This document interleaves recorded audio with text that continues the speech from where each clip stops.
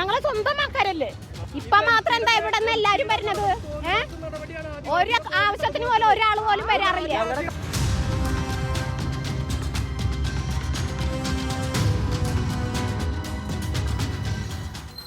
അന്വേഷണം ആവശ്യമായ അസാധാരണ മരണങ്ങൾ എന്നാണ് തൃശൂർ വാഴച്ചാൽ ഉന്നതിയിൽ സതീഷ് അംബിക ദമ്പതികളുടെ മരണത്തെക്കുറിച്ച് വനംമന്ത്രി വാർത്താക്കുറിപ്പിലൂടെ പ്രതികരിച്ചിരിക്കുന്നത്. കാടിനകത്ത് കുടിൽ കെട്ടി തേനി ശേഖരിച്ചു വരികയായിരുന്ന സംഘത്തിലെ ഇരുവർക്കും ജീവൻ നഷ്ടമായത് കാട്ടാന ആക്രമണത്തിലാണെന്ന് സാക്ഷ്യപ്പെടുത്തി ആനയെ കണ്ട് ചിതറി ഓടിയവരിൽ ജീവൻ ബാക്കിയായവർ. പക്ഷേ ദേഹത്ത് പരിക്കുകളില്ലാതെ പാറപ്പുറത്തും പുഴയിലുമായി കണ്ടെത്തിയ മൃതദേഹങ്ങളിൽ നിന്ന് മരണകാരണം വ്യക്തമല്ല എന്ന നിലപാടാണ് വനംവകുപ്പിനുള്ളത്. അതെന്തായാലും വന്യമൃഗ ആക്രമണ ഭീതിയിൽ ജീവിതം കഴിച്ചുകൂട്ടുന്ന വനപ്രദേശത്തോട് ചേർന്ന് കഴിയുന്ന ആദിവാസികളും അല്ലാത്തവരുമായ ജനങ്ങൾക്ക് സർക്കാരിനോട് ചോദിക്കാൻ ഒന്നേ ഉള്ളൂ: മൃഗങ്ങൾക്ക് തീറ്റയാകാതിരിക്കാൻ ഞങ്ങൾ എന്ത് ചെയ്യണം? മനുഷ്യർക്ക് പുറത്തിറങ്ങി നടക്കാൻ പറ്റാത്ത ഈ ദുരവസ്ഥയ്ക്ക് 72 കേന്ദ്ര നിയമത്തിന്റെ നൂലാമാലകളോ വനം വകുപ്പിന്റെ കുഞ്ഞുകുട്ടി പരാധീനതകളോ കാരണമായി പറഞ്ഞ് ആർക്കും ഇനി ഒഴിഞ്ഞു നിൽക്കാനാകില്ല. പരിഹാരമില്ലെങ്കിൽ ഇനി അവർ ചോദിക്കും, നമ്മുടെ നാട്ടിൽ മൃഗാധിപത്യമാണോ? എൻകൗണ്ടർ പ്രൈം തുടങ്ങുന്നു. പ്രേക്ഷകർക്ക് സ്വാഗതം.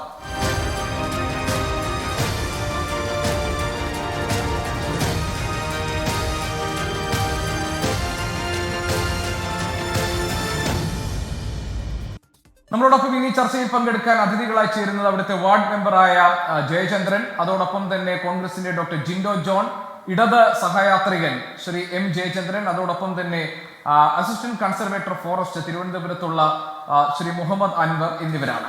ഞാൻ ആദ്യം ACF പോകുന്നു. ശ്രീ മുഹമ്മദ് അൻവർ, ഈ ഇന്നിപ്പോൾ ഉണ്ടായിട്ടുള്ള സംഭവത്തിൽ വനംവകുപ്പ് നൽകിയിരിക്കുന്ന വാർത്താക്കുറിപ്പിലൂടെ പറഞ്ഞിരിക്കുന്നത് ഇത് അസാധാരണ മരണങ്ങളാണ് സംഭവിച്ചിരിക്കുന്നത് എന്നാണ്.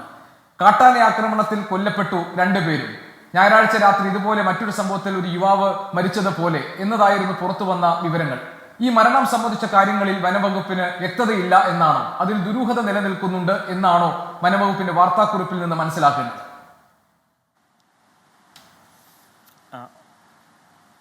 അതായത് സാധാരണഗതിയിൽ വനത്തിനുള്ളിൽ തേനെടുക്കാനും മറ്റ് വനവിഭവങ്ങൾ ശേഖരിക്കാനും വേണ്ടി ആദിവാസികൾ വനത്തിലേക്ക് പോവുകയും കുടിൽ കെട്ടിയും മറ്റും താമസിക്കുകയും ദിവസങ്ങളോളം താമസിക്കുകയും വനവിഭവങ്ങൾ ശേഖരിക്കുകയും തിരിച്ച് നാട്ടിലേക്ക് എത്തിയിട്ട് അത് വിൽപ്പന നടത്തുകയും ഒക്കെ ചെയ്യുന്ന ഒരു സീസണാണ്. വനവിഭവ ശേഖരണത്തെ സംബന്ധിച്ചിടത്തോളം പീക്ക് സീസണാണ്. അപ്പോൾ ഈ സീസണിൽ കേരളത്തിൽ അങ്ങോളം ഇങ്ങോളമുള്ള ആദിവാസി സഹോദരങ്ങൾ വനത്തിനുള്ളിൽ പോവുകയും താമസിക്കുകയും ഒക്കെ ചെയ്തു വരുന്ന സമയമാണ്. ആദിവാസി അതിരപ്പള്ളിയിൽ സംഭവിച്ച വളരെ നിർഭാഗ്യകരമായ ഒരു സംഭവത്തിൽ ഒരു സതീഷ് എന്നു പേരുള്ള ഒരു സഹോദരനും അംബിക എന്നു പേരുള്ളൊരു സഹോദരിയും അവർ മരണപ്പെട്ട നിലയിൽ കാണപ്പെട്ടു. അവരെ കാണുന്നില്ല എന്ന് പറഞ്ഞിട്ട് രാവിലെ വനംവകുപ്പ് ഫോറസ്റ്റ് സ്റ്റേഷനിൽ അറിയിക്കുകയാണ് ചെയ്തത്. ആ അറിയിച്ച ആൾക്കാരുടെ കൂട്ടത്തിൽ വനപാലകർ സ്ഥലത്ത് പരിശോധന നടത്തുകയും സതീഷിനെ മരണപ്പെട്ട നിലയിൽ വനത്തിൽ കാണപ്പെടുകയും അതിന് അടുത്ത് തന്നെ പരിശോധന നടത്തിയപ്പോഴേക്കും പുഴയിൽ അംബിക എന്ന സഹോദരിയുടെ മൃതദേഹം കാണപ്പെടുകയും ചെയ്തു. ഉടനെ തന്നെ പോലീസിൽ അറിയിക്കുകയും ഇൻക്വസ്റ്റ് നടത്തുകയും അന്വേഷണം നടത്തുകയും ചെയ്തു. പിന്നെ പോസ്റ്റ്മോർട്ടത്തിന് വേണ്ടി കൊണ്ടുപോയി ചാലക്കുടി താലൂക്ക് ഹോസ്പിറ്റലിൽ സതീഷ് എന്ന സഹോദരൻ്റെ പോസ്റ്റ്മോർട്ടം നടത്തിയപ്പോഴേക്കും അത് ആനയുടെ ചവിട്ടേറ്റുള്ള മരണമാണ് എന്ന രീതിയിലുള്ള റിപ്പോർട്ടാണ് വരുന്നത്. അത് കഴിഞ്ഞ് അംബികയുടെ പോസ്റ്റ്മോർട്ടം പൂർത്തിയായിട്ടുള്ളതായിട്ടാണ് അറിയാൻ സാധിച്ചിട്ടുള്ളത്. ആനയുടെ അറ്റാക്ക് ഉള്ളതായിട്ടുള്ളൊരു പ്രാഥമികമായിട്ടുള്ളൊരു നിരീക്ഷണമൊന്നും അതിൽ കാണപ്പെടുന്നില്ല എന്നാണ് അറിയാൻ സാധിച്ചത്. അതായത് ആനയെ കണ്ടിട്ട് ഭയന്ന് ഓടിയിട്ട് പുഴയിൽ വീണിട്ടോ മറ്റോ ഉണ്ടായ അപകടമായിരിക്കാനാണ് സാധ്യത. അപ്പോൾ ഇത്തരത്തിലാണ് ഇതുവരെ ലഭ്യമായ വിവരങ്ങൾ എന്ന് മനസ്സിലാകുന്നത്. ശരി, മനസ്സിലായി. ശ്രീ മുഹമ്മദ് അൻവർ, ഈ കാട്ടാന ആക്രമണത്തിന്റെ മരണം എന്ന് പറയുമ്പോൾ കാട്ടാന നേരിട്ട് വന്ന് കാട്ടാന ആക്രമിച്ച് ഉണ്ടാകുന്ന മരണം അങ്ങനെയാണ് വനം വകുപ്പ് കാണുക. അതല്ലാതെ ഈ രക്ഷപ്പെട്ട ആളുകൾ പറഞ്ഞത് തേൻ ശേഖരിക്കാൻ വേണ്ടി പോയതാണ്, 2 ദിവസമായി അവിടെ കുടിൽ കെട്ടി നിൽക്കുകയായിരുന്നു. കഴിഞ്ഞ ദിവസം ഒരു ചെറുപ്പക്കാരൻ മരിച്ചത് ഇതുപോലെ തേൻ ശേഖരിച്ച് മടങ്ങും വഴി കാട്ടാനയുടെ ആക്രമണത്തിലാണ്. സെബാസ്റ്റ്യൻ മരിച്ചത്. അതിനുശേഷമാണ് ഇപ്പോൾ ഈ സംഭവം ഉണ്ടാകുന്നത്. അപ്പോൾ കാട്ടാനയെ കണ്ട് ഭയന്നോടി ചിതറി ഓടിയവരുടെ കൂട്ടത്തിൽ പ്രാണരക്ഷാർത്ഥം പുഴയിലേക്ക് എടുത്തു ചാടിയാണ് അംബികയുടെ മരണം ഉണ്ടായതെങ്കിൽ അത് കാട്ടാന ആക്രമണത്തിന്റെ മരണമായി കണക്കാക്കില്ലേ? അങ്ങനെയാണോ അതിന്റെ രീതി? തീർച്ചയായും കാട്ടാനയുടെ മുന്നിൽപ്പെട്ടുണ്ടായ ഒരു അപകടമായി തന്നെയാണ് വനംവകുപ്പ് ഇതിനെ മനസ്സിലാക്കുന്നതും നോക്കിക്കാണുന്നതും. കാട്ടാനകൾ മൂലമോ അല്ലെങ്കിൽ മറ്റ് വന്യജീവികൾ മൂലമോ ഉള്ള അപകടങ്ങൾ പരമാവധി ഒഴിവാക്കുന്നതിന് വേണ്ടിയിട്ട് ഉള്ള പരമാവധി ശ്രമങ്ങൾ വനംവകുപ്പ് നൽകുന്നുമുണ്ട്, വനംവകുപ്പ് ചെയ്തുകൊണ്ടിരിക്കുന്നുമുണ്ട്. കാട്ടാനയുടെ ആക്രമണം എന്ന് പറയുമ്പോൾ ഇത് ഇത്തരം ദൗർഭാഗ്യകരമായ സംഭവങ്ങൾ നടന്നിട്ടുള്ള സ്ഥലങ്ങൾ കൂടി ഒന്ന് പരിശോധിച്ച് കഴിഞ്ഞാൽ ഈ ഇന്നലെ നടന്ന സംഭവം അത് വനപ്രദേശത്ത് വെച്ചിട്ടാണ് സംഭവിച്ചിരിക്കുന്നത്. അതിന് അടുത്ത് ഏറ്റവും അടുത്തുള്ള ജനവാസ മേഖലകളിൽ നിന്ന് അല്ലെങ്കിൽ ജനവാസ മേഖലകളിലേക്ക് വനത്തിൽ നിന്ന് വന്യജീവികൾ പ്രവേശിക്കാതെ പരമാവധി നമ്മൾ ബാരിയേഴ്സ് ക്രിയേറ്റ് ചെയ്തിട്ടുണ്ട്, പലതരത്തിലുള്ള ബാരിയേഴ്സ് ക്രിയേറ്റ് ചെയ്തിട്ടുണ്ട്, സോളാർ ഫെൻസിങ് ക്രിയേറ്റ് ചെയ്തിട്ടുണ്ട്, അതൊക്കെ ഫങ്ഷണലാക്കിയിട്ടുണ്ട്. അതായത് ഈ മനുഷ്യ വന്യജീവി സംഘർഷം കൂടുതൽ ആയി റിപ്പോർട്ട് ചെയ്യപ്പെടുന്ന ഒരു സീസണിന് മുന്നോടിയായിട്ട് തന്നെ വളരെ എന്താണ് ചില സ്ഥലങ്ങളിലൊക്കെ പ്രവർത്തനരഹിതമായിട്ടുള്ള ഇത്തരം സോളാർ ഫെൻസിങ്ങോ അതുപോലെ മറ്റ് നിർമ്മിതികളൊക്കെ ഉണ്ടെന്നുണ്ടെങ്കിൽ അതിൻ്റെ അറ്റകുറ്റപ്പണികളൊക്കെ പൂർത്തിയാക്കുകയും അത് പ്രവർത്തനക്ഷമമാണെന്ന് ദിനേന ഒന്നോണം അല്ലെങ്കിൽ 2-3 ദിവസം കൂടുമ്പോഴെങ്കിലും അത് കൃത്യമായിട്ട് മോണിറ്റർ ചെയ്യുകയും അങ്ങനെയുള്ള കാര്യങ്ങളൊക്കെ ചെയ്യുന്നുണ്ട്. 24 മണിക്കൂറും നമ്മുടെ സേവന സന്നദ്ധമായിട്ടുള്ള കൺട്രോൾ റൂമുകൾ എല്ലാ ഡിവിഷനുകളിലുമുണ്ട്, ഫോറസ്റ്റ് ഹെഡ്ക്വാർട്ടേഴ്സിലുണ്ട്. ഏത് സമയത്ത് വേണമെങ്കിലും ഏത് ആ വനത്തോട് ചേർന്ന് താമസിക്കുന്നതോ അല്ലെങ്കിൽ വനത്തിലുള്ള വഴിയിലൂടെ യാത്ര ചെയ്യുന്ന യാത്രക്കാരോ ആർക്ക് വേണമെങ്കിലും ഇത്തരം എന്തെങ്കിലും സംഭവങ്ങളുണ്ടെങ്കിൽ വന്യജീവികളുടെ സാന്നിധ്യം ഉണ്ടെങ്കിൽ അവിടേക്ക് വിളിച്ചറിയിക്കുകയും അത്തരം അലേർട്ട് മെസ്സേജുകൾ ആ പരിസരവാസികൾക്കും അതുപോലെ അതുവഴി പാസ് ചെയ്യുന്ന യാത്രക്കാർക്കുമൊക്കെ കൊടുക്കാനുള്ള സംവിധാനങ്ങൾ നിലവിലുണ്ട്. അതുപോലെ ബാരിയേഴ്സൊക്കെ സിസ്റ്റമാറ്റിക്കായിട്ട് വർക്ക് ചെയ്യുന്ന രീതിയിൽ അങ്ങനെയുള്ള കാര്യങ്ങൾ പരമാവധി നമ്മൾ എൻഷുർ ചെയ്യുന്നുണ്ട്. വന അതിർത്തിയോട് ചേർന്നുള്ള സ്ഥലങ്ങളിലൊക്കെ നമ്മൾ കൃത്യമായിട്ട് വനപാലകർ 24 മണിക്കൂറും തന്നെ വിവിധ RRTകളുടെ നേതൃത്വത്തിലും അല്ലെങ്കിൽ പ്രാദേശികമായിട്ട് ഫോറസ്റ്റ് സ്റ്റേഷനിലുള്ള സ്റ്റാഫൊക്കെ വാഹനങ്ങൾ ഉപയോഗിച്ചും അല്ലാതെയും നിരന്തരം പട്രോളിംഗ് നടത്തുന്നുണ്ട്. മറ്റ് നിരീക്ഷണ സംവിധാനങ്ങളൊക്കെ ഇത്തരത്തിലുള്ള ആന പാസ് ചെയ്യാനും അല്ലെങ്കിൽ മൃഗങ്ങൾ ക്രോസ് ചെയ്യാനും ഒക്കെ സാധ്യതയുള്ള സ്ഥലങ്ങളിൽ നമ്മൾ അത്തരം സംവിധാനങ്ങളൊക്കെ സംവിധാനിച്ചിട്ടുണ്ട്. പക്ഷേ എന്നിരുന്നാൽ തന്നെയും വനവാസികളായ അല്ലെങ്കിൽ വനത്തെ ആശ്രയിച്ച് ജീവിക്കുന്ന ആദിവാസി വിഭാഗങ്ങളിൽപ്പെട്ട സഹോദരങ്ങളെ വനത്തിനുള്ളിലേക്ക് പോകാൻ പാടില്ല എന്ന് നമുക്കൊരു തരത്തിലും നമുക്ക് തടയാനോ ഒന്നും സാധിക്കുകയില്ല. അവർ വനത്തിലേക്ക് പോകുന്ന സീസണാണ്. എന്നിരുന്നാൽ തന്നെയും പരമാവധി മുൻകരുതലുകൾ പാലിക്കണമെന്നും വനത്തിൽ പലയിടത്തും നമുക്ക് എന്തെങ്കിലും ഒരു അനിഷ്ട സംഭവം ഉണ്ടായിക്കഴിഞ്ഞാൽ അല്ലെങ്കിൽ ഒരു അപകടം ഉണ്ടായിക്കഴിഞ്ഞാൽ ചിലപ്പോൾ സമയത്ത് തന്നെ പുറം ലോകത്തെ അറിയിക്കാനോ അല്ലെങ്കിൽ അത്തരത്തിലുള്ള നെറ്റ്വർക്ക് കവറേജൊക്കെ ബുദ്ധിമുട്ടായിരിക്കും. നമ്മുടെ സ്റ്റാഫ് വനത്തിനുള്ളിലേക്ക് പോകുന്ന സ്റ്റാഫിന് തന്നെ എന്തെങ്കിലും അപകടങ്ങളൊക്കെ ഉണ്ടായിക്കഴിഞ്ഞാൽ ചിലപ്പോൾ അടുത്ത ദിവസമൊക്കെ ആയിരിക്കും പുറം ലോകം അറിയുക. അപ്പോൾ അത്തരത്തിലുള്ള ബുദ്ധിമുട്ടുകൾ, കണക്ടിവിറ്റി ഇഷ്യൂസൊക്കെ വനപ്രദേശത്തെ സംബന്ധിച്ചുണ്ട്. ഇവർ ഈ ആദിവാസി സഹോദരങ്ങളൊക്കെ പലപ്പോഴും വനത്തിലേക്ക് തേൻ ശേഖരിക്കാനും മറ്റ് വനവിഭവങ്ങൾ ശേഖരിക്കാനും ഒക്കെ പോകുന്നത് വനാതിർത്തിയോട് ചേർന്നുള്ള സ്ഥലത്തായിരിക്കണമെന്നില്ല. അവർ ചിലപ്പോൾ കുറച്ച് ഉൾപ്രദേശങ്ങളായിരിക്കും. അവർ സ്ഥിരം ആയിട്ട് ഈ പത്തിരിപ്പൂവോ അല്ലെങ്കിൽ തേനോ അങ്ങനെയുള്ള കുന്തിരിക്കമോ ഒക്കെ അവർ സ്ഥിരമായി ശേഖരിക്കുന്ന പ്രദേശങ്ങളുണ്ടാവും. അത്തരം പ്രദേശങ്ങളിലേക്ക് അവർ ചിലപ്പോൾ ചെറിയ ഗ്രൂപ്പായിട്ട് പോയി കഴിഞ്ഞാൽ 3, 4, 5 ദിവസം കഴിഞ്ഞിട്ടൊക്കെ ആയിരിക്കും അവർ ശേഖരണമൊക്കെ കഴിഞ്ഞിട്ടായിരിക്കും തിരിച്ചു വരിക. ഇതിനിടയ്ക്ക് ചിലപ്പോൾ കണക്ടിവിറ്റി ഇഷ്യൂസൊക്കെ ഉള്ള സ്ഥലങ്ങളാണെന്നുണ്ടെങ്കിൽ പുറം ലോകം ഇക്കാര്യങ്ങൾ അറിയാൻ അല്ലെങ്കിൽ എന്തെങ്കിലും ഇഷ്യൂസ് ഉണ്ടായി കഴിഞ്ഞാൽ അറിയാനൊക്കെ അതിൻ്റെതായ കാലതാമസം ഉണ്ടാവും. അല്ലെങ്കിൽ അവരുടെ കൂട്ടത്തിലുള്ള ആൾക്കാർ എന്ന നിലയിൽ ഞാൻ താങ്കളോട് ചോദിക്കുകയാണ്. അതായത് ഇപ്പോൾ കണ്ണൂർ ആറളം ഫാമിലാണെങ്കിലും അതല്ലെങ്കിൽ ഈ അതിരപ്പള്ളി വാഴച്ചാൽ മേഖലകളിലാണെങ്കിലും അതല്ലെങ്കിൽ വയനാട് പോലെയുള്ള ജില്ലകളിൽ വനപ്രദേശത്തോട് ചേർന്ന് നിൽക്കുന്ന ഇടങ്ങളിലായാലും ഒക്കെ അവിടെ ഇത്തരത്തിലുള്ള അനിഷ്ട സംഭവങ്ങൾ ഉണ്ടാകുമ്പോൾ, അതായത് കടുവ ആക്രമണ ഭീതിയിൽ കഴിയുന്നു, കാട്ടാനയുടെ ആക്രമണത്തിൽ കഴിയുന്നു, അല്ലെങ്കിൽ കാട്ടുപന്നി ഓടിച്ചുണ്ടാകുന്ന അപകടങ്ങൾ, ഇതൊക്കെ മരണത്തിലേക്ക് എത്തുന്ന സംഭവങ്ങൾ കേരളത്തിൽ ദിനേന എന്നോണം വർദ്ധിച്ചു വരുന്നത് കാണുന്നു. അത്തരം സംഭവങ്ങൾ ഉണ്ടാകുമ്പോൾ നാട്ടുകാർ ആദ്യം തന്നെ തിരിയുന്നത് അവിടുത്തെ വനംവകുപ്പ് ഉദ്യോഗസ്ഥർക്കെതിരെയാണ്. പലയിടങ്ങളിലും നേരിട്ട് തന്നെ അവരോട് സംസാരിക്കുമ്പോൾ അവരിൽ പലരും പറയുന്നത് കാര്യമായ മുൻകരുതലുകൾ സ്വീകരിക്കാൻ വനംവകുപ്പ് ഉദ്യോഗസ്ഥർ പലപ്പോഴും തയ്യാറാകുന്നില്ല എന്നാണ്. ഇപ്പോൾ താങ്കൾ പറഞ്ഞതുപോലെ വളരെ ഏർലി വാർണിംഗ് സിസ്റ്റംസ് നമുക്ക് കൊടുക്കാൻ കഴിയും. വളരെ നേരത്തെ തന്നെ ഇത്തരം കാര്യങ്ങളിൽ മുന്നറിയിപ്പ് നൽകാനുള്ള സംവിധാനങ്ങൾ നമുക്കുണ്ട് എന്നാണല്ലോ താങ്കൾ പറഞ്ഞത്. ഇപ്പോൾ ആർട്ടിഫിഷ്യൽ ഇന്റലിജൻസിന്റെ കാലമാണ്. AI സംവിധാനങ്ങൾ നമുക്ക് ഉപയോഗിക്കാം. അതേപോലെ തന്നെ വളരെ പ്രൊമിനൻ്റായി വളരെ ഫലപ്രദമായി ഉപയോഗിക്കാൻ കഴിയുന്ന സെൻസർ സംവിധാനങ്ങളുണ്ട്, ഇന്റർനെറ്റ് ഓഫ് തിങ്സ് ഉണ്ട്, അതേപോലെ ഓട്ടോമേഷൻസ് ഉണ്ട്. ഇങ്ങനെ ധാരാളം സംവിധാനങ്ങൾ നമുക്ക് സാങ്കേതികമായ സംവിധാനങ്ങളും സൗകര്യങ്ങളുണ്ട്. അതേപോലെ വലിയ അലാം കേൾപ്പിച്ചുകൊണ്ട് അവർക്ക് മുന്നറിയിപ്പ് നൽകി അവിടെ നിന്ന് മാറ്റാൻ കഴിയും. ഇത്തരം സംവിധാനങ്ങൾ ഫലപ്രദമായി ഉപയോഗിക്കുന്നതിന് വനംവകുപ്പിന് തടസ്സങ്ങൾ ഉണ്ടാകുന്നുണ്ടോ? അങ്ങനെയല്ലെങ്കിൽ ഈ മനുഷ്യർ കുരുതി കൊടുക്കേണ്ടി വരുന്ന ഒരു സാഹചര്യം ഒഴിവാക്കാൻ നമുക്ക് എന്തുകൊണ്ടാണ് കഴിയാത്തത്? എന്താണ് വനംവകുപ്പിന് മുന്നിലുള്ള വെല്ലുവിളികൾ? എന്ത് കുറവുകളാണ് വനംവകുപ്പിന് പ്രവർത്തന സജ്ജമായി ഇരിക്കുന്നതിന് ഉള്ളത്? വെല്ലുവിളികൾ പലപ്പോഴും പ്രായോഗികമായ ബുദ്ധിമുട്ടുകളാണ്. അതായത് ഇപ്പോൾ ആധുനിക സാങ്കേതിക വിദ്യയിൽ അധിഷ്ഠിതമായ അല്ലെങ്കിൽ AI ബേസ്ഡ് ആയിട്ടുള്ള ടെക്നോളജി നിരീക്ഷണ സംവിധാനങ്ങൾ നമ്മൾ ഏർപ്പെടുത്തുമ്പോഴേക്കും ചിലപ്പോൾ ഒരു ടൈഗർ വനത്തോട് ചേർന്നുള്ള കാട് പിടിച്ച് കിടക്കുന്ന ഒരു പ്രദേശത്തേക്ക് ഇറങ്ങിയതായിരിക്കും. ആ ടൈഗറിനെ മോണിറ്റർ ചെയ്യാൻ വേണ്ടിയിട്ട് ചിലപ്പോൾ നമ്മൾ ഡ്രോൺ ഉപയോഗിക്കും. ഡ്രോൺ എന്ന് പറഞ്ഞു കഴിഞ്ഞാൽ ഒരു 3-4 സെൻറ്റ് ഓപ്പൺ ഏരിയ ഉണ്ടെങ്കിലാണ് അതിനെ ഫലപ്രദമായിട്ട് പറത്തി മുകളിലേക്ക് വിടാനും, അത് 100 മീറ്ററോ അല്ലെങ്കിൽ 200 മീറ്ററോ ഹൈറ്റ് എത്തിയിട്ട് പരമാവധി 2 കിലോമീറ്ററോ അല്ലെങ്കിൽ അതിന് അത്ര ഒരു ദൂരത്തേക്ക് എത്തിയിട്ട് ആ ജീവിയുടെ സാന്നിധ്യം എവിടെയാണെന്ന് നിരീക്ഷിക്കാനും ഒക്കെ സാധിക്കുകയുള്ളൂ. പക്ഷേ ഇടതൂർന്ന് മരങ്ങൾ വളർന്നു നിൽക്കുന്ന ഒരു കേരളത്തിലെ വെസ്റ്റേൺ ഗാർഡ്സിലെ ഇത്തരത്തിലുള്ള ഒരു വനപ്രദേശത്ത് ഡ്രോൺ ഉപയോഗിച്ചുള്ള നിരീക്ഷണത്തിന് ഒരുപാട് പരിമിതികളുണ്ട്. ഡ്രോൺ ഈവൻ പറത്താൻ പോലും ചിലപ്പോൾ പല സാഹചര്യങ്ങളിലും നമുക്ക് സാധിക്കാത്തൊരു സ്ഥിതിവിശേഷമുണ്ട്. പിന്നെ AI ബേസ്ഡ് ആയിട്ടുള്ള സംഗതികളായാൽ പോലും സംവിധാനങ്ങളായാൽ പോലും അതിന് പലതിനും അത്തരത്തിലുള്ള സംവിധാനങ്ങൾ വനാതിർത്തിയോട് ചേർന്നിട്ടോ ഒക്കെ അത്തരം നിരീക്ഷണ സംവിധാനങ്ങൾ തയ്യാറാക്കി വയ്ക്കുമ്പോഴേക്കും അവിടെ നെറ്റ്വർക്കിൻ്റെ ഇഷ്യൂസ് ചിലപ്പോൾ ഒരു പ്രതിബന്ധം ആവാറുണ്ട്. കണക്ടിവിറ്റി ഇഷ്യൂസ് ഉണ്ടാകാറുണ്ട്. പല ഡിവൈസസും അല്ലെങ്കിൽ പല ടെക്നോളജിയും വർക്ക് ചെയ്യുന്നത് ആ ഒരു കണക്ടിവിറ്റി പ്രോപ്പറായിട്ട് ഉണ്ടാകുമ്പോഴാണ്. നമുക്ക് പലപ്പോഴും വനപാലകർ നേരിടുന്ന ഏറ്റവും പ്രധാനപ്പെട്ട ഒരു ബുദ്ധിമുട്ടെന്ന് പറഞ്ഞു കഴിഞ്ഞാൽ വനപ്രദേശത്തേക്ക് നമ്മൾ കടന്നു കഴിഞ്ഞാൽ പുറം ലോകവുമായി ബന്ധപ്പെടാനുള്ള സാഹചര്യങ്ങളും സംവിധാനങ്ങളും വളരെ പരിമിതമാണ് എന്നുള്ളതാണ്.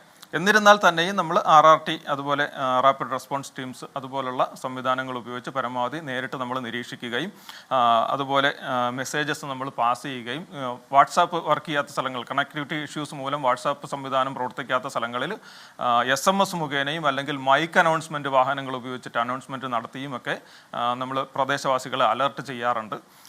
ഇത്തരം പരമാവധി അഡ്വാൻസ് ആയി തന്നെ മെസ്സേജുകൾ ജനങ്ങളിലേക്ക് എത്തിക്കാൻ വേണ്ടിയും ഒരു അനിഷ്ട സംഭവങ്ങൾ പരമാവധി ഒഴിവാക്കാൻ വേണ്ടിയും വനംവകുപ്പ് ഉദ്യോഗസ്ഥർ ശ്രദ്ധിക്കാറുണ്ട്. ശരി, ശ്രീ മുഹമ്മദ് അൻവർ, ഈ കാര്യങ്ങൾ പഠിക്കുമ്പോൾ ഞാനൊക്കെ മനസ്സിലാക്കിയിട്ടുള്ളത് പലപ്പോഴും വനംവകുപ്പ് ഉദ്യോഗസ്ഥർക്ക് അപ് ടു ഡേറ്റ് ആയിട്ട് ഇപ്പോൾ ഈ സംവിധാനങ്ങൾ എക്യുപ്മെന്റ്സ് എത്തിക്കുന്ന കാര്യത്തിൽ നിങ്ങൾക്ക് വേണ്ട പ്രതിരോധ സംവിധാനങ്ങൾ അതുപോലെ വേണ്ടത്ര പരിശീലനം, ഈ കാര്യങ്ങളിലൊക്കെ വലിയ അഭാവം, വലിയ കുറവും കേരളത്തിലെ വനംവകുപ്പ് ഉദ്യോഗസ്ഥർ നേരിടുന്നുണ്ട് എന്നാണ് ഞാൻ മനസ്സിലാക്കിയിട്ടുള്ളത്. താങ്കൾക്ക് തിരുത്താം. ഞാനൊരു ചെറിയ ഇടവേള എടുത്ത ശേഷം നമുക്കിതിന്റെ മറ്റു വശങ്ങൾ കൂടി പരിശോധിക്കാം. കാരണം ഇത് ഈ അതിരപ്പള്ളിയിലോ വാഴച്ചാലിലോ അല്ലെങ്കിൽ ആറളം ഫാമിലോ മാത്രം ഉണ്ടാകുന്ന ഒറ്റപ്പെട്ട സംഭവങ്ങളല്ല. കേരളത്തിലെ ഏത് പ്രദേശങ്ങളിലും വനവുമായി ചേർന്ന് കിടക്കുന്ന ഏത് മേഖലകളിലും കടുവയും പുലിയും കരടിയും ഒക്കെ നാട്ടിലിറങ്ങി ആളുകളെ കശാപ്പ് ചെയ്യുന്ന ഒരു കാലത്തിലേക്ക് നമ്മൾ എത്തുകയാണ്. അങ്ങനെ ഭീതിതമായ ഒരു സാഹചര്യം ഉണ്ടാകുന്നു. അതിലൊരു പ്രധാനപ്പെട്ട കാരണമായി പറയുന്നത് ദീർഘവീക്ഷണമില്ലാതെ വനംവകുപ്പ് ചില കാര്യങ്ങൾ ചെയ്യുന്നു എന്നുള്ളതാണ്. ഇപ്പോൾ കടുത്ത വേനലാണ്, ഭക്ഷണം കിട്ടാനില്ല, വെള്ളമില്ല, അവിടെ വേണ്ടത്ര വെജിറ്റേഷൻ, അവരുടെ ഒരു സ്വാഭാവിക ജീവിത പ്രകൃതി ഉണ്ടാക്കുന്നതിന് കഴിയുന്നില്ല. അതിനുവേണ്ടി ദീർഘവീക്ഷണത്തോടുകൂടി വനംവകുപ്പ് ഇടപെട്ടിട്ടില്ല എന്നൊക്കെയുള്ള വിമർശനപരമായ നിരീക്ഷണങ്ങൾ കൂടി ഉണ്ട്. താങ്കൾക്ക് താങ്കളുടെ ഭാഗം പറയാനുണ്ടെങ്കിൽ ഞാൻ ആ കാര്യം കൂടി പരിശോധിക്കാവുന്നതാണ്. ചർച്ചയിലേക്ക് വീണ്ടും നമ്മളോടൊപ്പം ഇപ്പോൾ അതിരപ്പള്ളി പഞ്ചായത്ത് പ്രസിഡന്റ് ശ്രീ KK റിജേഷ് കൂടി നമ്മളോടൊപ്പം ചേരുന്നുണ്ട്. അതിരപ്പള്ളി 5-ാം വാർഡിലെ മെമ്പർ ശ്രീ ജയചന്ദ്രൻ ഉണ്ട് ഈ ചർച്ചയിൽ നമ്മളോടൊപ്പം ചേർന്നിട്ടുണ്ട്.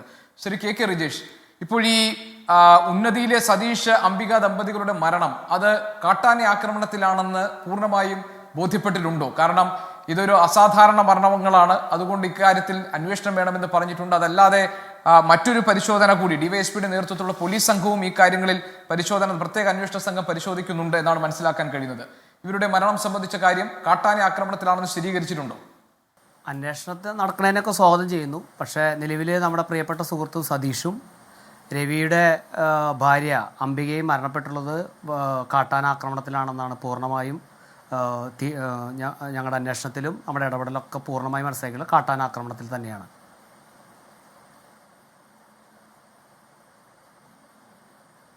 അത് പിന്നെ അക്കാര്യത്തിൽ പിന്നീട് ഒരു സംശയം ഉണ്ടാകും. ഇപ്പൊ സതീഷിന്റെയും അംബികയുടെയും മരണത്തിൽ ഒരു സംശയം ഉണ്ടാകാൻ കാരണം എന്താണ്? കാരണം വനംവകുപ്പിന്റെ വാർത്താക്കുറിപ്പ് താങ്കൾ കണ്ടല്ലോ.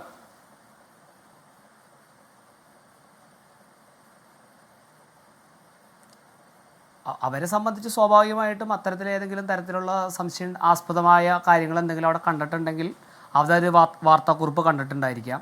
സ്വാഭാവികമായിട്ടും അവിടെയുള്ള രവി എന്ന് പറയുന്ന ആൾ, ഇവരെ കൂടെ ഉണ്ടായിരുന്ന രവി എന്ന ആക്സിഡൻറ്റ് പെട്ടിരിക്കുന്ന ആൾ, ഈ സതീഷും രവിയും തമ്മിലുള്ള സ്നേഹവും ഇടപെടലും ആ കുടുംബം തമ്മിലുള്ള ഇടപെടലൊക്കെ നമുക്കറിയാം. അദ്ദേഹത്തിന് അങ്ങനെ സതീഷ് മരണപ്പെട്ടത് അങ്ങനെ ആനാക്രമണമാണെന്നൊരു നുണ പറയേണ്ട സാഹചര്യം നിലനിൽക്കുന്നില്ല. അതോടൊപ്പം തന്നെ ഈ മറ്റേതെങ്കിലും തരത്തിലുള്ളതാണെങ്കിൽ ഷെഡ് നശിപ്പിക്കപ്പെടുകയും ഈ കൊണ്ടുവന്ന അവരുടെ ഭക്ഷ്യവസ്തുക്കളൊക്കെ ആകെ 4 വാർഡ് വിതറിയിട്ടിട്ടുണ്ട്. ഇയാളുടെ പുറത്ത് വളരെ ശക്തിയായി ചവിട്ടിയതിൻ്റെ ഈ സതീഷിൻ്റെ ചവിട്ടിയതിൻ്റെ പാട് പോസ്റ്റ്മോർട്ടത്തിന് കൊണ്ടുപോകുമ്പോൾ നമ്മൾ കണ്ടിരുന്നു. തലയുടെ ഭാഗത്തായിട്ടാണ് ഇവിടെ ചവിട്ടിയിട്ടുള്ളത്. ആ ചവിട്ടിൻ്റെ ഭാഗമായിട്ട് ലെൻസിലേക്ക് എല്ല് തുളച്ച് കയറിയിട്ടുണ്ട്. അപ്പോൾ സ്വാഭാവികമായിട്ടും പോലീസിൻ്റെയും അവിടുത്തെ സർജൻ്റെയും നിരീക്ഷണം അല്ലെങ്കിൽ അവർ പറഞ്ഞിട്ടുള്ളത് ഇത് ആന ആക്രമണം തന്നെയാണെന്നാണ്.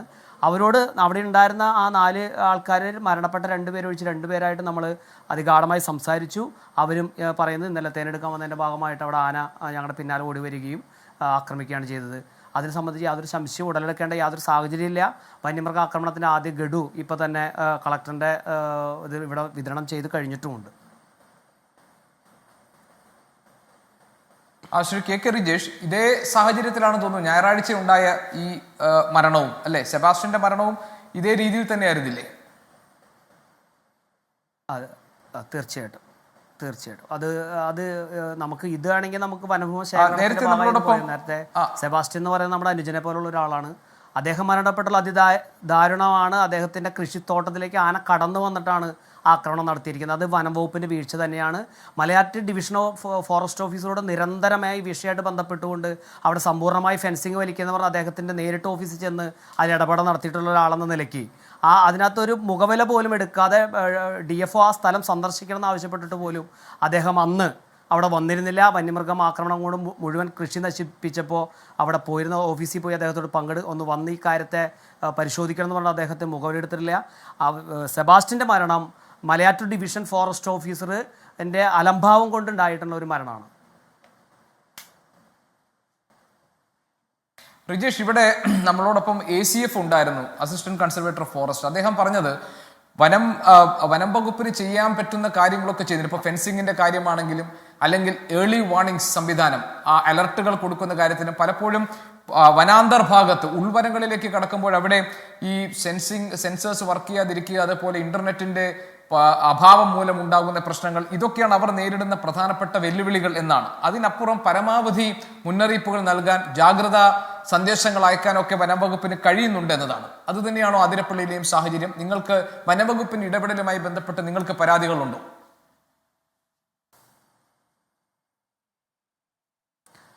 അതിരപ്പള്ളി ഗ്രാമപഞ്ചായത്തിനെ സംബന്ധിച്ച് 3 ഡിവിഷണൽ ഫോറസ്റ്റ് ഓഫീസിൽ ഉൾപ്പെട്ടിരിക്കുന്ന ഒരു ഗ്രാമപഞ്ചായത്താണ്. ചാലക്കുടി, വാഴച്ചാൽ, മലയാറ്റൂർ ഡിവിഷൻ്റെ കീഴിലുള്ള ഒരു സ്ഥലത്ത് ഒരു അലർട്ടും ഇല്ല, ഒരു പ്രവർത്തനങ്ങളും ഇല്ല. അവിടെ ഫെൻസിങ് നോക്കാൻ 4 വാച്ചർമാരുണ്ടെങ്കിൽ മാത്രം അവരുടെ ജീവനും സ്വത്തിനും അതോടൊപ്പം തന്നെ കാർഷിക മേഖലയ്ക്കും സംരക്ഷണം കൊടുക്കാമെന്നിരിക്കെ അത് തരത്തിൽ യാതൊരു നടപടിയും സ്വീകരിച്ചില്ല. ACF സ്വാഭാവികമായിട്ടും ഇവിടെ സന്ദർശിച്ചിട്ടുണ്ടോ എന്ന് എനിക്കറിയില്ല. അപ്പോൾ ഈ പ്രദേശത്ത് നടക്കാത്തൊരു കാര്യമുണ്ട്. ഇപ്പോൾ കഴിഞ്ഞ 2 ദിവസങ്ങളിലായിട്ട് കളക്ടറുടെ നേതൃത്വത്തിലും ഇവിടെ സ്ഥല MLAയുടെ നേതൃത്വത്തിലൊക്കെ 2 ദിവസമായിട്ട് പൂർണ്ണമായിട്ടും ആ പ്രദേശം സന്ദർശിച്ച് കാര്യങ്ങളൊക്കെ വിലയിരുത്തിയിട്ടുണ്ട് ഈ അടുത്ത് തന്നെ. അത് മാത്രമല്ല, നിരന്തരം അഴിച്ചിത്തൊട്ടി പ്രദേശത്ത് പോകുന്നത് അവിടെ ഇടപെടുന്ന ഒരാളെന്ന നിലയ്ക്ക് കുറച്ച് ദൂരം ഫെൻസിങ് ഇട്ടിട്ടുണ്ടെന്ന്. എന്നാൽ ഇത് ഫെൻസിങ് ഇട്ടുന്ന സ്ഥലത്ത് അവിടെ ബാറ്ററിയോ മറ്റു കാര്യങ്ങളോ അതിൻ്റെ റിക്കറിങ് സംവിധാനങ്ങളോ ഒന്നും നടപ്പിലാക്കുന്നില്ല. മിനിയാന്ന് നടന്നിട്ടുള്ള സെബാസ്റ്റ്യൻ്റെ മരണം മലയാറ്റൂർ ഡിവിഷണൽ ഫോറസ്റ്റ് ഓഫീസർ കൊടുത്തിരിക്കുന്ന റിപ്പോർട്ട് ചിലപ്പോൾ തരിക അവിടെ മൊത്തം ഫെൻസിങ് കിട്ടുന്നതാണെങ്കിൽ റിപ്പോർട്ട് കൊടുത്തിട്ടുണ്ടാവാം. പക്ഷേ ആ ഫെൻസിങ് ഒന്നും പ്രവർത്തിക്കുന്നില്ല. ഈ സംഘത്തിനൊപ്പം ഞാൻ യാത്ര ചെയ്ത് അടുത്ത ദിവസം തന്നെ അവിടെ പോയി ഈ കാര്യത്തെ നമുക്ക് കാണിച്ചു കൊടുക്കാൻ കഴിയും. അപ്പോൾ ഇവരുടെ വനഭൂമി വീടിന് തൊട്ടടുത്ത് വന്നിട്ടാണ് ഈ സെബാസ്റ്റ്യൻ മരണപ്പെടുന്നത്. അവരുടെ ഉന്നതിക്ക് തൊട്ടടുത്ത് വീടിനടുത്ത് വന്നിട്ടാണ് ആളെ കൊല ചെയ്യപ്പെടുന്നത്, വനത്തിലേക്ക് പോയിട്ടല്ല. അപ്പോൾ എല്ലാ സ്ഥലത്തും ഈ പ്രവർത്തനം നടക്കുന്നില്ല. വാഴച്ചാലിൽ ഭൂരിഭാഗം ഉന്നതികളിലും ഫെൻസിങ് ഇട്ടിട്ടുണ്ട്, ഫെൻസിങ്ങിന് വാച്ചർമാരുണ്ട്. ഇന്നലെ രാത്രി ഞാൻ താമസിക്കുന്ന സ്ഥലത്ത് ഫെൻസിങ് പൊട്ടിച്ച ആന അകത്ത് കടന്നിട്ടുണ്ട്. അപ്പോൾ സ്വാഭാവികമായിട്ട് ഈ കാലഘട്ടം എന്ന് പറയുന്നത് ആനയെ സംബന്ധിച്ച് ചെറിയൊരു സെൻസേഷൻ ഒരു സമയമാണ്. അതോടൊപ്പം തന്നെ ഈ ചക്ക ഇഷ്ടമുള്ളൊരു സമയമാണ്. ഇതൊക്കെ കടന്ന ആന ഏത് വിധേനയും അകത്ത് വരാനുള്ള സാധ്യത നിലനിൽക്കുന്നുണ്ട്. അങ്ങനെ തരത്തിലുള്ള ശാസ്ത്രീയപരമായ ഒരു പഠനം നടത്താതെയാണ് ചില പ്രവർത്തനങ്ങളായിട്ട് മുന്നോട്ട് പോകുന്ന വീഴ്ചയുണ്ട്. സ്വാഭാവികമായിട്ടും നമ്മുടെ വനത്തെ തിരിച്ചു പിടിക്കുക എന്ന വേണ്ട മതിയായ പ്രവർത്തനങ്ങൾ ഏറ്റെടുത്ത് പോകാത്തതിൻ്റെ ഒരു പ്രശ്നം ഈ കൂടുതൽ വന്യമൃഗങ്ങൾ കാടിനകത്തുനിന്ന് നാട്ടിലേക്ക് ഇറങ്ങുന്നൊരു സ്ഥിതിവിശേഷമുണ്ട്. ഒന്നാമത്തെ കാര്യം. രണ്ടാമത്തെ കാര്യം എന്ന് വെച്ച് കഴിഞ്ഞാൽ ഇതിൻ്റെ ഒരു നിയമപ്രശ്നം. ഇപ്പോൾ 489 ചതുരശ്ര കിലോമീറ്ററാണ് അതിരപ്പള്ളിയുടെ വിസ്തൃതി. ഈ വിസ്തൃതിയിൽ നമുക്ക് മാക്സിമം കഴിയുന്നത് 20 ആനയാണ് മാക്സിമം ഉൾക്കൊള്ളാൻ കഴിയുക. എന്നാൽ ഇവിടെയുള്ളത് 350-ലധികം ആനകളുണ്ട്. ആന എവിടെ നിലകൊള്ളും, ആനയ്ക്ക് ഭക്ഷണം വേണം, മറ്റു കാര്യങ്ങൾ വേണം. അപ്പോൾ ഇത് പെരുകുക എന്ന് പറയുന്ന ഒരു പ്രശ്നമുണ്ട്. ഇതെല്ലാം വന്യമൃഗങ്ങൾ ഒട്ടനവധിയുണ്ട്. ആന എന്ന് പറയുമ്പോൾ കുറച്ചുകൂടി ആൾക്കാർക്ക് താല്പര്യമുള്ളൊരു വിഷയം ആയതുകൊണ്ടാണ് എടുക്കണേ. മാനും കുരങ്ങും അണ്ണാനും ഒക്കെ ചെയ്യുന്ന ഒട്ടനവധി വിഷയമുണ്ട്. അതിരപ്പള്ളി ഗ്രാമപഞ്ചായത്തിലെ ജനങ്ങൾക്ക് ജീവിതം, ഒരു സ്ഥലത്ത് ആനയാണെങ്കിൽ ഒരു സ്ഥലത്ത് പുലി, ഒരു സ്ഥലത്ത് മാൻ, ഒരു സ്ഥലത്ത് കുരങ്ങ്, വിവിധ തരത്തിലുള്ള വന്യമൃഗങ്ങളുടെ ആക്രമണം കൊണ്ട് ജീവിതം അതിദുസ്സഹമാണ്.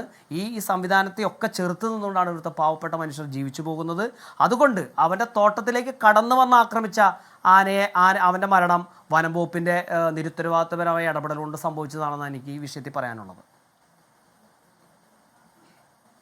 ശരി, ഡോക്ടർ ജിൻഡോ, ഈ കേരളത്തിൽ ഇതുപോലെയുള്ള സംഭവങ്ങൾ, അതായത് അതിപ്പോൾ അതിരപ്പള്ളിയിൽ നടന്നു, കുറച്ച് മുമ്പ് ആറളത്ത് നടന്നു, അതിനു മുൻപ് വയനാട്ടിൽ ഈ കാപ്പിത്തോട്ടത്തിലേക്ക് പോകുന്ന രാധയെ കടുവ കടിച്ചു കീറുന്ന സാഹചര്യമുണ്ടായി. ഇങ്ങനെ വനപ്രദേശത്തോട് ചേർന്ന് കിടക്കുന്ന ഒരു സ്ഥലവും ജനവാസത്തിന് യോഗ്യമല്ലാത്ത, അല്ലെങ്കിൽ അത് സുരക്ഷിതമായ ജനവാസത്തിന് യോഗ്യമല്ലാത്ത തരത്തിലേക്കുള്ളൊരു അപകട സാഹചര്യം നമ്മുടെ മുന്നിലുണ്ട്. ഇതിൽ സർക്കാരിന് എന്ത് ചെയ്യാൻ കഴിയും, വനവകുപ്പിന് എന്ത് ചെയ്യാൻ കഴിയും എന്നൊക്കെ ചോദിക്കുമ്പോൾ സംസ്ഥാനത്തിന്റെ മുഖ്യമന്ത്രി പറഞ്ഞത് 1972 കേന്ദ്ര വന്യജീവി സംരക്ഷണ നിയമമാണ് ഏത് ആക്ഷൻ എടുക്കുന്നതിനുമുള്ള പ്രധാനപ്പെട്ട തടസ്സം എന്നാണ്. സർക്കാരിന്റെ ഈ വാദത്തെ താങ്കൾ അംഗീകരിക്കുന്നുണ്ടോ? 72 കേന്ദ്ര വന്യജീവി സംരക്ഷണ നിയമം, അതിനുശേഷം കേന്ദ്രവും അതുപോലെ തന്നെ വനം വന്യജീവി വകുപ്പുമൊക്കെ പുറത്തിറക്കിയിരിക്കുന്ന മാർഗനിർദ്ദേശങ്ങൾ, ഇതൊക്കെ തന്നെ നിലവിലെ കേരളത്തിന്റെ ഈ അപകട സാഹചര്യത്തെ നേരിടാൻ പര്യാപ്തമല്ല എന്നാണ് സംസ്ഥാന സർക്കാരിന്റെ നിലപാട്. ഈ സാഹചര്യത്തെ എങ്ങനെയാണ് താങ്കൾ കാണുന്നത്? ഇതിനോട് താങ്കൾ യോജിക്കുന്നുണ്ടോ? പ്രത്യേകിച്ച് ഒരു കാര്യം കൂടി ഞാൻ അതിനോട് ചേർത്ത് വെച്ച് പറയുകയാണ്. അതായത് മനുഷ്യ വന്യജീവി സംഘർഷത്തെ ഒരു സംസ്ഥാന പ്രത്യേക ദുരന്തമായിട്ട്, ഒരു സ്റ്റേറ്റ് സ്പെസിഫിക് ഡിസാസ്റ്റർ ആയിട്ട് പ്രഖ്യാപിക്കാനുള്ള തീരുമാനം മന്ത്രിസഭ കൈക്കൊണ്ടിരുന്നു. സർക്കാരിന് ആത്മാർത്ഥതയില്ല എന്ന് നമുക്ക് പറയാൻ കഴിയും.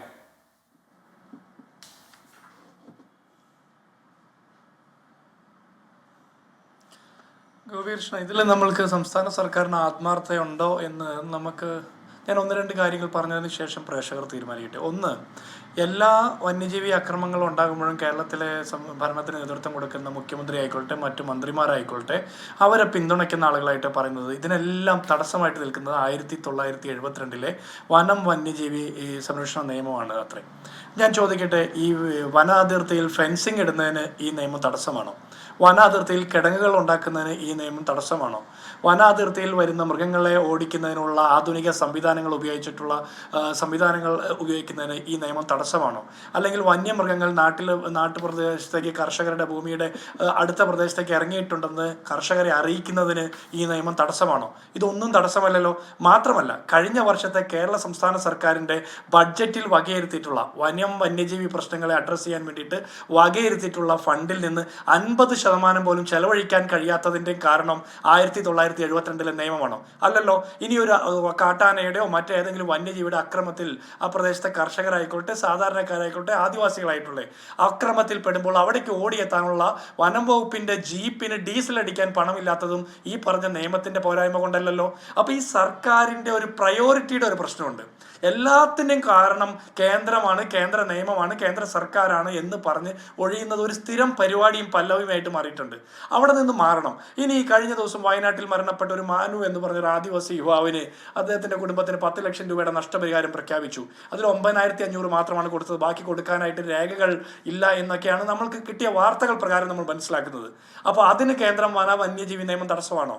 അപ്പോൾ അനുഭാവപൂർവ്വമായിട്ട് അനുകമ്പയോടെ ഈ ആദിവാസികൾ ആയിക്കോട്ടെ, അല്ലെങ്കിൽ കാർഷിക മേഖലയിൽ പ്രവർത്തിക്കുന്ന മലയോര കർഷകരുടെ ആയിക്കോട്ടെ പ്രവർത്തിക്കാൻ സംസ്ഥാനത്തെ സർക്കാരിന് താല്പര്യമില്ല. വനം വകുപ്പ് മന്ത്രി ശരിക്കും പറഞ്ഞാൽ വന്യജീവി വകുപ്പ് മന്ത്രിയാണ്.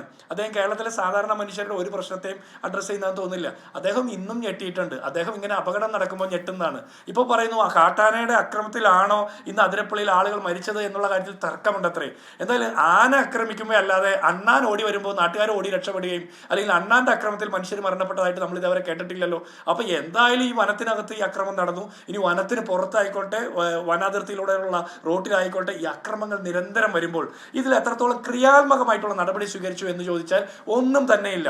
ഓരോ അപകടം വരുമ്പോഴും ഒഴിവുകഴികൾ പറഞ്ഞുകൊണ്ട് മന്ത്രിയും മറ്റ് ഉദ്യോഗസ്ഥരും ഒഴിഞ്ഞു പോകുന്നതല്ലാതെ താൽക്കാലികമായിട്ട് ആ സ്ഥലത്ത് നിന്ന് ആ ശവശരീരം അവിടെ നിന്ന് എടുത്ത് മാറ്റാനുള്ള ഒരു സാഹചര്യം ഒരുക്കിയിട്ട് അവിടെ നിന്ന് രക്ഷപ്പെട്ടു പോകുന്നതല്ല. ഈ വയനാട്ടിലെ സംഭവം ഉണ്ടായിരുന്നപ്പോൾ വനം വകുപ്പ് ഒരു 10 ആക്ഷൻ പ്ലാൻ ഞാൻ മുന്നോട്ട് വെച്ചിരുന്നു.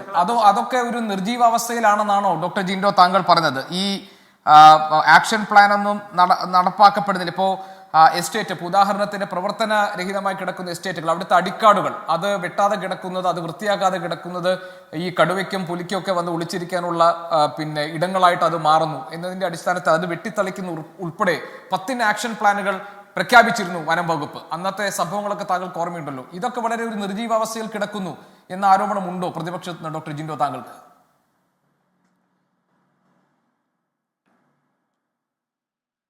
തീർച്ചയായിട്ടും ഗോപി, ഇതിൽ ഏത് ആക്ഷൻ പ്ലാൻ അനുസരിച്ചിട്ട് എത്ര കാര്യങ്ങൾ നടപ്പാക്കി അത് ഈ ജനങ്ങളെ ബോധ്യപ്പെടുത്തണ്ടേ? നമ്മുടെയൊക്കെ നികുതി പണത്തിൽ നിന്നല്ല ഈ സർക്കാരും സംവിധാനങ്ങളും പ്രവർത്തിക്കുന്നത്. എനിക്ക് മനസ്സിലാകുന്നില്ല. ജനസംഖ്യാ നിയന്ത്രണത്തിന് വേണ്ടിയിട്ട് ഒരുപാട് പോളിസികൾ എടുത്ത് നടപ്പാക്കുന്ന ഒരു സംസ്ഥാനത്ത്, ഒരു രാജ്യത്ത് ഈ വന്യജീവികളുടെ എണ്ണം പെറ്റുപെരുകുന്നതിനെതിരെ അതിനെ ഒന്ന് നിയന്ത്രിക്കാൻ എന്തോ ഒരു സംവിധാനം നമ്മുടെ രാജ്യത്തില്ലാതെ പോകുന്നത്. അപ്പോൾ വന്യജീവികളുടെ പ്രയോറിറ്റിക്ക് അതിന് കൊടുക്കുന്ന പ്രയോറിറ്റി പോലും സാധാരണ മനുഷ്യർക്കില്ലാതെ വരുന്നത് വലിയ ബുദ്ധിമുട്ടാണ്. നമ്മൾക്ക് വനം വേണം, വന്യജീവി വേണം, ഇതെല്ലാം വേണം. ഇതെല്ലാം നമ്മുടെ ആവാസ വ്യവസ്ഥയുടെ ഭാഗമായിട്ട് ഉണ്ടാകേണ്ടതുമാണ്. പക്ഷെ എല്ലാത്തിനെയും നിയന്ത്രിച്ച് ഒക്കെ വേണ്ടേ? ഇതിനൊരു ബാലൻസ്ഡ് ആയിട്ട് കൊണ്ടുപോകണ്ടേ? ഇത് മനുഷ്യർ മാത്രം നിരന്തരം ആക്രമിക്കപ്പെടുക. ഇപ്പോൾ കാടിനകത്തേക്ക് ഒരാൾ കയറിയാൽ ഉണ്ടാകുന്ന നിയമം കാടിന് പുറത്തേക്ക് ഈ കർഷകരുടെ ഭൂമിയിലേക്ക് വരുന്ന വന്യജീവികൾക്കെതിരെ നമുക്ക് ആപ്ലിക്കബിൾ ആക്കാൻ പറ്റാത്തത്? അപ്പോൾ അതൊക്കെ കുറേ പ്രശ്നമുണ്ട്. ഇത് അഡ്രസ്സ് ചെയ്യാൻ വലിയ ബുദ്ധിമുട്ടാണ്. ഇപ്പം ഞാനും ഇത്തരത്തിലുള്ള ഒരു മേഖലയിൽ നിന്നാണ് വരുന്നത്. എൻ്റെ പ്രദേശത്തൊക്കെ ആന വരുന്നു, കൃഷി നശിപ്പിക്കുന്നു, ഇതിനെല്ലാം പരിഹാരം ചെയ്യാമെന്ന് പറയുന്നു. ആർക്കും ഒരു നഷ്ടപരിഹാരം കൊടുക്കുന്നില്ല. കർഷകർ വീണ്ടും കടമെടുക്കുന്നു, പലിശയ്ക്ക് വാങ്ങുന്നു, അല്ലെങ്കിൽ വട്ടി പലിശയ്ക്ക് എടുക്കുന്നു, അവർ കൃഷി ഇറക്കുന്നു, വീണ്ടും നഷ്ടം വരുന്നു, അത് സഹിക്കുന്നു, അവർ പരാതി പറയുന്നു. ആരെങ്കിലും മരണപ്പെടുമ്പോൾ പരാതി പറയുന്നു, അപ്പോൾ നഷ്ടപരിഹാരത്തിന്റെ ചെക്ക് കൊടുക്കുന്നു. ഈ ചെക്കെല്ലാം ബൗൺസ് ആയിക്കൊണ്ടിരിക്കുന്നു. ഇങ്ങനെ നിരന്തരം പോകുന്നു. ഇവർ 10 ആക്ഷൻ പ്ലാൻ പ്രഖ്യാപിക്കും, അല്ലെങ്കിൽ 5 ആക്ഷൻ പ്ലാൻ പ്രഖ്യാപിക്കും. ഇതൊന്നും നടപ്പാകില്ല. ഇവർ നേരത്തെ അറിയിക്കും എന്ന് പറയും, ഒന്നും അറിയിക്കുന്നില്ല. ആളുകൾ മരണപ്പെട്ടാൽ പോലും അവിടെ എത്താനായിട്ട് ഉന്നത ഉദ്യോഗസ്ഥർക്ക് പറ്റുന്നില്ല. അവരുടെ ആശങ്കയ്ക്ക് മറുപടി പറയാൻ ഉന്നത ഉദ്യോഗസ്ഥർക്ക് പറ്റുന്നില്ല. ഇനി ഒരു അപകടം നടക്കുന്നവർക്ക് ഫോറസ്റ്റിന്റെ ജീപ്പ് എത്താൻ പറ്റുന്നില്ല. ആ പ്രദേശത്തൊന്നും റോഡിൽ വഴിവിളക്ക് ഉണ്ടാകുന്നില്ല. മറ്റൊരു സംവിധാനവും ഇല്ല. എന്നിട്ട് മരണപ്പെടുമ്പോൾ പറയുകയാണ് അത് വന്യജീവികളുടെ ഈ പ്രശ്നം അഡ്രസ്സ് ചെയ്യാൻ പറ്റാത്തതിന് 1972 നിയമമാണെന്ന് പറഞ്ഞാൽ അതൊരു വല്ലാത്ത മറുപടിയാണ്. അത് ഇനിയും പറഞ്ഞ് ആളുകളെ ബുദ്ധിമുട്ടിക്കരുത്, പറ്റിക്കരുത്.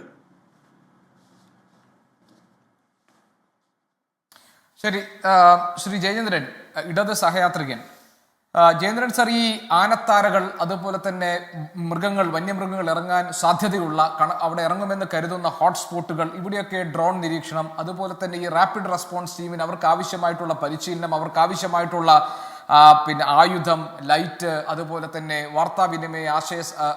വാർത്താവിനിമയ ഉപകരണങ്ങൾ, സംവിധാനങ്ങൾ, ഇങ്ങനെയൊക്കെ കണ്ട് വളരെ ഈ അടിയന്തര പ്രാധാന്യത്തോടുകൂടി പരിഗണിക്കുകയും ഒരു ശക്തമായ ആക്ഷൻ പ്ലാനിലൂടെ പെട്ടെന്ന് തന്നെ മലയോര മേഖലയിൽ കഴിയുന്ന ആളുകൾക്ക് ഈ വന്യമൃഗങ്ങളുടെ ആക്രമണ ഭീഷണിയിൽ നിന്ന് അവർക്ക് രക്ഷ നൽകാൻ, അവർക്ക് സുരക്ഷ ഉറപ്പാക്കുന്നു എന്ന് ബോധ്യപ്പെടുത്തേണ്ട നീക്കങ്ങളല്ലേ സർക്കാരിന്റെ ഭാഗത്തുനിന്നുണ്ടാകേണ്ടത്? അതിന് പുറമെ ഓരോരോ മരണം സംഭവിക്കുമ്പോഴും നഷ്ടപരിഹാരം തുടങ്ങുന്നതുമായി ബന്ധപ്പെട്ട കാര്യങ്ങൾ, ഇന്നിപ്പോൾ ഇത് അസാധാരണ മരണമാണ്, അതുകൊണ്ട് ഇതിൽ പരിശോധന വേണമെന്ന തീരുമാനങ്ങൾ, അവിടുത്തെ ജനങ്ങളെ കൂടുതൽ അരക്ഷിതത്വത്തിലേക്ക് തള്ളിവിടുന്ന തരത്തിലുള്ള നിസ്സംഗമായ സമീപനങ്ങൾ, ഇതൊക്കെ തിരുത്തേണ്ട ഒരു സമയം സംസ്ഥാന സർക്കാരിനായില്ലേ? കാരണം ഇപ്പോൾ തന്നെ കഴിഞ്ഞ പ്രശ്നങ്ങളിൽ താങ്കൾക്ക് ഓർമ്മയുണ്ടല്ലോ, താമരശ്ശേരി കാഞ്ഞിരപ്പള്ളി രൂപതാ ബിഷപ്പുമാർ പറഞ്ഞത് സർക്കാരും വനം വകുപ്പും ഒക്കെ നോക്കുകുത്തികളാവുകയാണ്, മലയോര മേഖലയിലെ ജനങ്ങളുടെ ജീവൻ വെച്ച് പന്താടുകയാണ് എന്നൊക്കെ പരസ്യമായി അവർ പ്രതികരിക്കുന്ന രീതിയിലേക്ക് സർക്കാരിനെതിരെ തിരിഞ്ഞു നിൽക്കുന്ന സാഹചര്യം. എന്തുകൊണ്ട് ഇതിന്റെ ഗൗരവം വേണ്ടത്ര കരുത്തിൽ സർക്കാർ മനസ്സിലാക്കുന്നില്ല? എന്തുകൊണ്ട് നടപടി ഉണ്ടാകുന്നില്ല?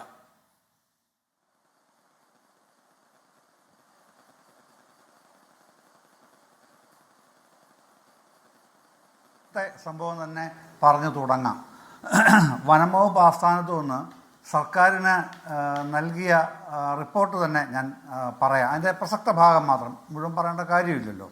അതിലിങ്ങനെയാണ് പറയുന്നത്: വാഴച്ചാൽ ഫോറസ്റ്റ് ഡിവിഷനിലെ ചാർച്ച റേഞ്ചിൽ അതിരപ്പള്ളി വെള്ളച്ചാട്ടത്തിന് മുകൾ ഭാഗത്തുള്ള പമ്പ് ഹൗസിന് സമീപം വഞ്ചിക്കടവ് വാഴച്ചാൽ ഉന്നതിയിലെ സതീഷ്, രവി, രമ, അംബിക എന്നിവർ 3 ദിവസമായി വനത്തിനുള്ളിൽ കുടിൽ കെട്ടി താമസിച്ച് തേൻ ശേഖരിച്ച് വരികയായിരുന്നു.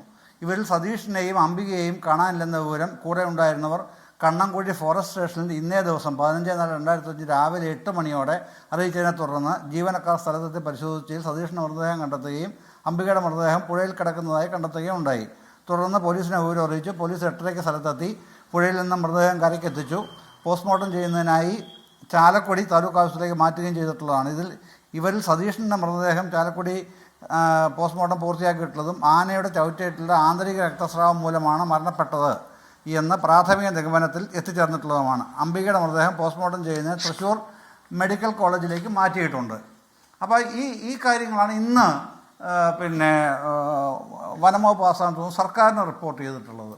അപ്പോൾ അതിൻ്റെ അകത്ത് സതീഷിൻ്റെ മരണം ആനയുടെ ചവിട്ടേറ്റ് തന്നെയാണ് എന്ന് തന്നെയാണ് റിപ്പോർട്ട് വന്നിട്ടുള്ളത്. മറ്റേത് പിന്നെ തൃശ്ശൂർ മെഡിക്കൽ കോളേജിലാണെന്നാണല്ലോ ഞാൻ റിപ്പോർട്ട് ചൂണ്ടിക്കാണിക്കുന്നത് ഞാൻ പറയുകയും ചെയ്തല്ലോ. അതാണ് അതിൻ്റെ കാര്യം.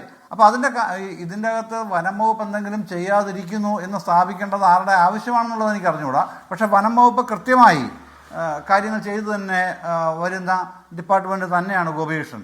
മറ്റൊരു കണക്ക് പറഞ്ഞാൽ, ഈ വസ്തുതകൾ സംസാരിച്ചാൽ 2021-22 മുതൽ ഈ സമയം വരെയുള്ള കാര്യങ്ങളിൽ കേരളത്തിൽ പിന്നെ ഈ മാൻ ആനിമൽ കോൺഫ്ലിക്റ്റിൽ വന്നിട്ടുള്ളത് ആന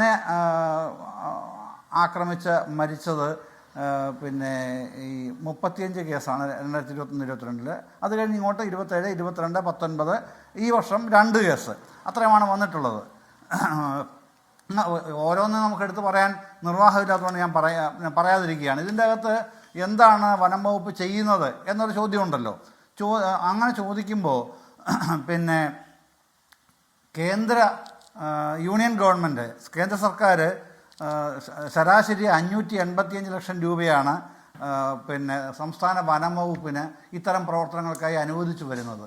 ശരാശരി 580 എന്ന് പറഞ്ഞാൽ 5,85 ലക്ഷം രൂപ. അതേസമയം സർക്കാർ ചിലവാക്കുന്നത് 3,493 ലക്ഷം രൂപ വീതമാണ് ശരാശരി ഓരോ വർഷവും ചിലവാക്കി പോരുന്നത്. അപ്പോൾ ഇത് ചെയ്യാഞ്ഞിട്ടാണോ? പിന്നെ ഇവിടെ ഒന്നും നടക്കാഞ്ഞിട്ടാണോ? അപ്പോൾ ഈ നടക്കുന്നില്ല എന്നൊക്കെ പറയുമ്പോഴത്തേക്ക് പിന്നെ ഒരു വകുപ്പ് തന്നെ ഇവിടെ ഉണ്ടോ, പ്രവർത്തനങ്ങളുണ്ടോ എന്നൊക്കെ പറയാം. ഇതിൻ്റെ സ്റ്റാറ്റിക്സ് മുഴുവൻ എൻ്റെ കയ്യിലുണ്ട് ശ്രീ ഗോപികൃഷ്ണൻ. പക്ഷേ ആ സ്റ്റാറ്റിക്സ് പറഞ്ഞ് തർക്കിക്കാനല്ലോ നമ്മളിവിടെ ഇരിക്കുന്നത്. വസ്തുതകൾ എന്താണെന്ന് ബോധ്യപ്പെടുക, ആ ബോധ്യപ്പെടലിലേക്ക് കൂടുതൽ കാര്യങ്ങൾ എന്താണ്. ഇപ്പം ഇന്നത്തെ സതീഷിൻ്റെ തന്നെ മരണം അവർ ഈ റിപ്പോർട്ടിൽ തന്നെ പറയുന്നത് ഞാൻ വായിച്ചല്ലോ. 3 ദിവസമായി അവരവിടെ കുടിൽ കെട്ടി താമസിച്ച് തേൻ ശേഖരിച്ച് വരികയാണ്. അപ്പോൾ ഒരാളുടെ മരണം കൺഫേംഡായി, ആന ചവിട്ടി തന്നെ മരിച്ചതാണ്. മറ്റേയാളുടെ പോസ്റ്റ്മോർട്ടത്തിന് അയച്ചിരിക്കുകയാണ്. പിന്നെ അത് സംബന്ധിച്ച് പോസ്റ്റ്മോർട്ടം റിപ്പോർട്ടിലാണ് വരുന്നത്. അതങ്ങനെയല്ല, അത് ആന ചവിട്ടിയതാണെന്ന് ഞങ്ങൾക്കറിയാം. എന്ത് പറഞ്ഞാൽ അത് പിന്നെ സ്വാഭാവികമായും പറയുന്നവർക്ക് പറയാം അംഗീകരിക്കാൻ കഴിയില്ല എന്ന്. അതുകൊണ്ടാണ് സതീഷിൻ്റെ ഭാര്യ പറഞ്ഞത്, എന്തിനാണ് നിങ്ങൾ ഈ ബഹളം ഉണ്ടാക്കുന്നത്? പിന്നെ അവർ പറയുന്നത് കേട്ടില്ലേ, അവിടെ ചെന്ന് പോസ്റ്റ്മോർട്ടം നടത്തി ആന ചവിട്ടിയതാണെന്ന് പോസ്റ്റ്മോർട്ടത്തിലാണ് റിപ്പോർട്ട് വരേണ്ടത്. അതുകൊണ്ട് നിങ്ങൾ വിടണം. ഞങ്ങളിതുവരെ കണ്ടിട്ടില്ലാത്ത ആൾക്കാർ ഞങ്ങൾക്ക് വേണ്ടി നമ്മളിവിടെ സംസാരിക്കാൻ വരികയാണ്. എന്ത് മര്യാദഘട്ട പരിപാടിയാണ് കാണിക്കുന്നതെന്ന് ചാനലുകളുടെ മാധ്യമങ്ങളോട് തുറന്നു പറയുകയാണ് ഈ സതീഷിൻ്റെ ഭാര്യ തന്നെ. നമ്മൾ കണ്ടതല്ലേ, എല്ലാവരും കണ്ടതല്ലേ, ഇതല്ലേ അവസ്ഥ. അപ്പം അല്ല, വേറൊരു കാര്യം കൂടി അവിടുത്തെ ബന്ധുക്കൾ പറഞ്ഞു. ഇതുവരെ ഈ ഭാഗത്തേക്ക് തിരിഞ്ഞു നോക്കാത്ത വേറൊരു കാര്യം കൂടി ശ്രീ ജയേന്ദ്രൻ, ഈ കുടുംബക്കാർ പറയുന്നുണ്ട്. ഇതുവരെ ഈ ഭാഗത്തേക്ക് തിരിഞ്ഞു നോക്കാത്ത ആളുകൾ ഇപ്പോൾ എന്തിനാണ് വന്നിരിക്കുന്നത് എന്നുകൂടി ചോദിക്കുന്നു. പിന്നെ ആരുടെ അഭിപ്രായത്തിന്റെ ആവശ്യമില്ല എന്നുള്ള നിലയിൽ വരുന്നത് അവിടെയാണ് രാഷ്ട്രീയത്തിന്റെ മുതലെടുപ്പിലേക്ക് വരുന്നത്. അതുകൊണ്ടാണ് ആ സ്ത്രീകൾക്ക് തന്നെ പറയേണ്ടി വന്നത്, നിങ്ങൾ ഈ വൃത്തികെട്ട പണി കാണിക്കരുത് എന്നുള്ളത്. അത് നമ്മൾ കാണുകയാണ്. അല്ലല്ല ശ്രീ ജയേന്ദ്രൻ, ഇതുവരെ ഈ ഭാഗത്തേക്ക് തിരിഞ്ഞു നോക്കാത്ത ആളുകൾ ഇപ്പോൾ എന്തിനാണ് ഇവിടേക്ക് വരുന്നത് എന്നും അവർ ചോദിക്കുന്നുണ്ട്. ശരി, ഞാൻ ഇപ്പോൾ വരാം ശ്രീ ജയേന്ദ്രൻ, താങ്കൾ തുടരണം. ഞാൻ ഒരു നിമിഷം ഇപ്പോൾ വരാം. നമ്മളോടൊപ്പം ഇപ്പോൾ താമരശ്ശേരി രൂപത ബിഷപ്പ് മാർ റിമിജിയോസ് ഇഞ്ചിനാനിയൽ അച്ഛൻ നമ്മളോടൊപ്പം ചേരുന്നുണ്ട്. അച്ഛൻ കേൾക്കാമോ? കേൾക്കാം. ഹലോ. നേരത്തെ താങ്കൾ അതിരൂക്ഷമായ ഭാഷയിൽ ഈ മലയോര മേഖലയിൽ കഴിയുന്ന ആളുകൾ വന്യജീവി ആക്രമണ ഭീഷണിയിൽ കഴിയുന്ന സാഹചര്യത്തെക്കുറിച്ച് വളരെ ശക്തമായ ഭാഷയിൽ അച്ഛൻ പ്രതികരിച്ചിരുന്നു. സർക്കാരും വനം വകുപ്പും ഒക്കെ നോക്കുകുത്തികളായി മാറുകയാണോ എന്നാണ് അന്ന് ചോദിച്ചത്. ഇപ്പോഴത്തെ ഈ സാഹചര്യത്തെ താങ്കൾ എങ്ങനെ കാണുന്നു? ഇപ്പോൾ ഈ ചർച്ചയിൽ പങ്കെടുത്ത ഇടത് സഹയാത്രികനായ ശ്രീ ജയേന്ദ്രൻ പറയുകയായിരുന്നു, സർക്കാരിന് ചെയ്യാൻ പറ്റുന്ന കാര്യങ്ങൾ ചെയ്യുന്നുണ്ട്, വനം വകുപ്പ് നിഷ്ക്രിയമല്ല, അവർക്ക് പറ്റുന്ന കാര്യങ്ങളൊക്കെ ചെയ്യുന്നുണ്ട്, പിന്നീട് പിഴവുകൾ ഉണ്ടെന്ന് ബോധപൂർവ്വം വരുത്തി തീർക്കാൻ വേണ്ടി ശ്രമിക്കുകയാണ്. നിലവിലെ സാഹചര്യത്തിൽ സർക്കാരിന്റെ പ്രവർത്തനങ്ങളിൽ താങ്കൾ തൃപ്തനാണോ? അത് അദ്ദേഹം പറയുന്നത് എന്റെ അഭിപ്രായത്തിൽ ഈ സർക്കാർ ചെയ്യുന്നുണ്ട്, കണ്ണടച്ച് ഇരുട്ടാക്കുക. കണ്ണടച്ചാൽ എവിടെ ഇരുട്ടാകും? ഈ ആളുകൾ മരിച്ചു എന്നുള്ളത് സത്യമാണല്ലോ. അവർ മരിക്കാതിരിക്കാൻ എന്തെങ്കിലും ചെയ്യണ്ടേ? ഈ ഓരോ വർഷവും എത്രയോ ആളുകളാണ് കൊല്ലപ്പെടുന്നത്. ഒന്നും രണ്ടും അല്ലല്ലോ, ആയിരക്കണക്കിന് ആളുകളാണ് കൊല്ലപ്പെടുന്നത്. ഇനി മരിക്കുന്നത് മാത്രമല്ല, കൃഷിയിടങ്ങൾ നശിപ്പിച്ച് കളയുകയാണ് ഇവര്. അതിന് ഗവൺമെന്റിന് എന്തെല്ലാം കാര്യങ്ങൾ ചെയ്യാൻ സാധിക്കും, ഏതെല്ലാം മേഖലകളിൽ കർഷകരെ സഹായിക്കാൻ സാധിക്കും. നിഷ്ക്രിയമായിട്ടുള്ള ഒരു സർക്കാരും സംവിധാനവും ഫോറസ്റ്റ് ഉദ്യോഗസ്ഥരുമാണ് ഇവിടെ ഉള്ളതെന്ന് പറഞ്ഞാല് അരിയാഹാരം തരുന്ന ആരും എതിർക്കുമെന്ന് എനിക്ക് തോന്നുന്നില്ല. ഈ മലയോര മേഖലകളിൽ 20 ലക്ഷത്തിലധികം ആളുകളാണ് താമസിക്കുന്നത്. ഈ താമസിക്കുന്ന ആളുകൾ ആരോടെങ്കിലും ചോദിച്ചു അവരെന്തുകൊണ്ട് കൃഷി ചെയ്യുന്നില്ല, അവരെന്തുകൊണ്ട് അവിടെ നിന്ന് ഇറങ്ങിപ്പോകുന്നു? അവര് യഥാർത്ഥത്തിൽ നിരാശരും സഹായിക്കാൻ ആരുമില്ലാതെ ഗതികെട്ടു പോയല്ലോ എന്ന് വിചാരിക്കുന്ന, ജീവിക്കണ്ടേ എങ്ങനെയെങ്കിലും, അവർക്ക് എന്ത് ചെയ്യാൻ സാധിക്കും എന്നുള്ളത് നമുക്ക് വെറുതെ ഒന്ന് വിശകലനം ചെയ്താൽ മതിയല്ലോ. ഹരിയാനയിൽ ആപ്പിൾ ഉണ്ടാകുമ്പോൾ, ഈ അടുത്ത കാലത്തെ കാര്യമാണ് ഞാനീ പറയുന്നത്, ഹരിയാനയിൽ ആപ്പിൾ ഉണ്ടാകുമ്പോൾ കുരങ്ങുകൾ അത് നശിപ്പിച്ച് കളയും. ഗവൺമെന്റ് ഓർഡർ ഇട്ടു കുരങ്ങുകളെ വെടിവെക്കാൻ. എത്ര എളുപ്പത്തിൽ ഈ അടുത്ത നാളിൽ നടന്ന സംഭവമാണുള്ളത്. എന്തുകൊണ്ട് നമുക്ക് അത് ചെയ്തുകൂടാ? നമുക്ക് അതും ഒരു സംസ്ഥാനമല്ലേ, അതും ഒരു ഗവൺമെന്റ് അല്ലേ, അതും കുരങ്ങല്ലേ, അത് ജനങ്ങൾ കൃഷിയല്ലേ? അതൊന്ന് പഠിച്ചിട്ട് അവരെങ്ങനെ ചെയ്തു എന്ന് നോക്കി ഇവിടെയുള്ള പാവപ്പെട്ട കർഷകരെ എന്തുകൊണ്ട് സർക്കാരിന് സഹായിച്ചുകൂടാ? അതുപോലെ ഇപ്പോൾ നമ്മൾ വിദേശത്ത് കിഴക്കൻ യൂറോപ്പിൽ അടുത്ത ദിവസങ്ങളിൽ, കഴിഞ്ഞ മാസത്തെ ഒരു വാർത്തയിൽ വായിക്കാൻ എനിക്ക് സാധിച്ചതാണ്. വനമേഖലയിലൂടെ ഒരാൾ സഞ്ചരിച്ചപ്പോൾ ഒരു കരടി ആക്രമിച്ച് അയാൾ കൊല്ലപ്പെട്ടു. അയാൾ നഗരത്തിലൊന്നുമല്ല, വനമേഖലയിലൂടെ സഞ്ചരിച്ചപ്പോഴാണ്. ഉടൻ തന്നെ ഗവൺമെന്റ് അത് പരിശോധിച്ചിട്ട് ഓർഡർ ഇട്ടു 300 കരടികളെ വെടിവെച്ച് കൊല്ലുക. അവിടെ മനുഷ്യരില്ലേ, നിയമമില്ലേ? അവർ സ്നേഹിക്കുന്നത് മനുഷ്യരെയാണ്. അവർക്ക് ജീവിക്കാനുള്ള അവകാശമുണ്ടെന്നുള്ള ചിന്ത അവർക്കുണ്ട്. ആ ചിന്തയില്ലാത്തവരുടെ മുമ്പിൽ നമ്മൾ എന്ത് സംസാരിക്കാനാണ്? ഞങ്ങൾ ഇനി എങ്ങനെ ജീവിക്കുമെന്ന് ഗതികെട്ടവരായി പോയില്ലേ ഞങ്ങൾക്കും അവകാശമില്ലേ ജീവിക്കാൻ? ഞങ്ങൾ നിലവിളിക്കുകയാണ്. അതിന് ആർക്കുത്തരം പറയാൻ സാധിക്കും? ഇനിയും ആന കുത്തിയ ആളുകൾ മരിക്കും, ആന ചവിട്ടിക്കൊല്ലും, അതുപോലെ തന്നെ പുലി പിടിക്കും, ഇനി ഇതുപോലെ ചർച്ചകൾ നടത്തും. അത്രമാത്രം അത് ഈ സർക്കാരിന് അറിയാം. ഒരു 10 ലക്ഷം രൂപ കൊടുത്താൽ അവസാനിപ്പിക്കാം. എന്നാൽ ഈ സർക്കാരിന് ചെയ്യാൻ സാധിക്കുന്ന എന്തെല്ലാം സംവിധാനങ്ങളുണ്ട്? ഒരു മോണിറ്ററിംഗ് സംവിധാനം വെച്ചാൽ ആന വരുന്നുണ്ടോ ഇല്ലയോ എന്ന് അറിയാനുള്ള സംവിധാനങ്ങൾ ഈ കാലഘട്ടത്തിൽ എത്രയോ എളുപ്പമുണ്ട്. അതിന് പണമുണ്ടല്ലോ, പണമൊന്നും കിട്ടാഞ്ഞിട്ടൊന്നുമല്ല. എങ്ങനെയാ അത് ചെലവഴിക്കുന്നതെന്ന് ആർക്കും അറിയാൻ സാധിക്കും. പണമില്ലാഞ്ഞിട്ടല്ല. അത് ആന വരാനുള്ള സാധ്യതയുണ്ട്. അതുകൊണ്ട് ജനങ്ങൾ ശ്രദ്ധയുള്ളവരായിരിക്കണമെന്ന് പ്രിക്കോഷൻ കൊടുക്കാൻ പറ്റുമല്ലോ. ഒരു സുനാമി ഉണ്ടാവുമ്പോൾ, ഒരു ന്യൂനമർദ്ദം ഉണ്ടാവുമ്പോൾ നമുക്ക് വാണിംഗ് നൽകുന്നില്ലേ സർക്കാർ? അതുപോലെ ഇങ്ങനെയുള്ള ആക്രമണങ്ങൾ ഉണ്ടാകുമ്പോൾ നേരത്തെ വാണിംഗ് കൊടുക്കാനുള്ള സംവിധാനം, ഹാങ്ങിങ് ഫെൻസിങ് ഈസി ആയിട്ട് ചെയ്യാവുന്നതാണ്. അങ്ങനെയൊക്കെയുള്ള സംവിധാനങ്ങൾ ചെയ്യുമ്പോൾ ജീവിക്കാനുള്ള ഒരു അവകാശത്തിന് ഞങ്ങൾക്ക് ഒരു അവകാശമില്ലേ? ഞങ്ങൾ മനുഷ്യരല്ലേ, ഞങ്ങൾ സാധാരണക്കാരല്ലേ? ഒരു ഗതിയില്ലാത്തത് കൊണ്ടല്ലേ ഞങ്ങൾ ആ മലയോരങ്ങളിൽ താമസിക്കുന്നത്. അല്ലെങ്കിൽ ഞങ്ങളും വന്ന് നഗരത്തിൽ താമസിക്കുമായിരുന്നല്ലോ. ഞങ്ങൾക്ക് ജീവിക്കണ്ടേ? ഞങ്ങളുടെ ജീവനും പ്രൊട്ടക്ഷൻ നൽകാനുള്ള ഉത്തരവാദിത്വം സർക്കാരിനില്ലേ? 1ഉം 2ഉം ആളുകളല്ലല്ലോ മരിക്കുന്നത്. അതുകൊണ്ടാണ് ഞങ്ങൾ ഇതിനോട് പ്രതികരിക്കുന്നത്. അത് ഞങ്ങൾ രൂക്ഷമായ ഭാഷയിലൊന്നും അല്ല. ഞങ്ങളുടെ കണ്ണുനീർ ആരും കാണാത്തത് കൊണ്ട് നിലവിളിക്കുന്നെന്ന് മാത്രമേ ഉള്ളൂ.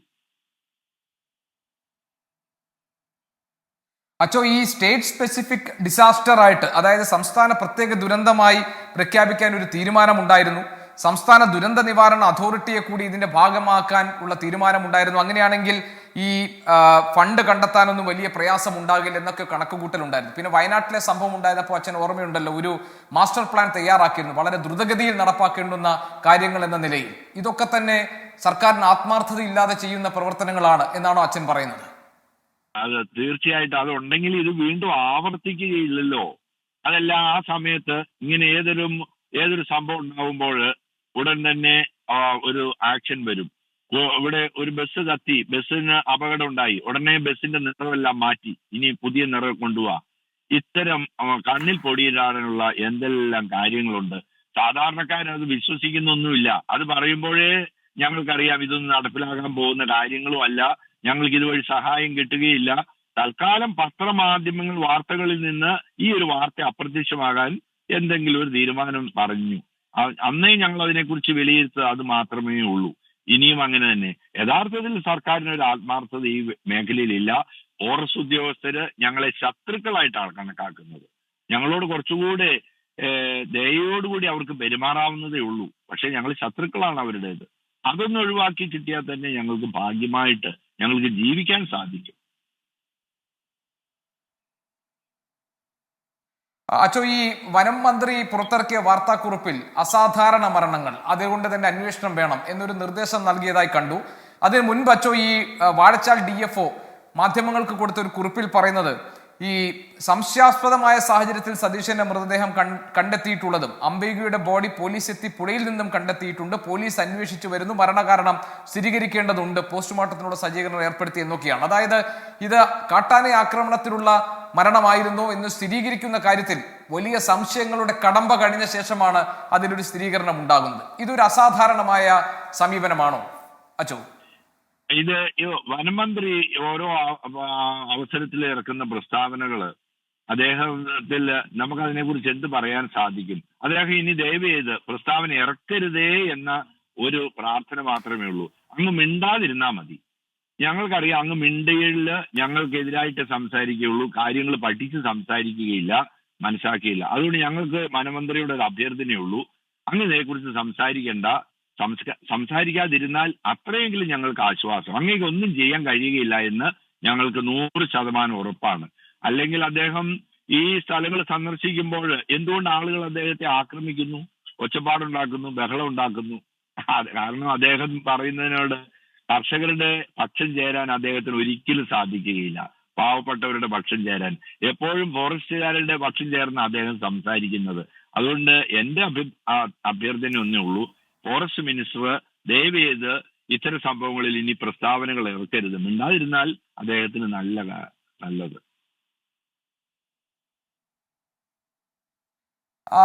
ഫാദർ, ഈ പ്രശ്നത്തിന് താങ്കൾക്ക് മുന്നോട്ട് വെക്കാൻ പറ്റുന്ന ഒരു നിർദ്ദേശം എന്താണ് പരിഹാരമായി?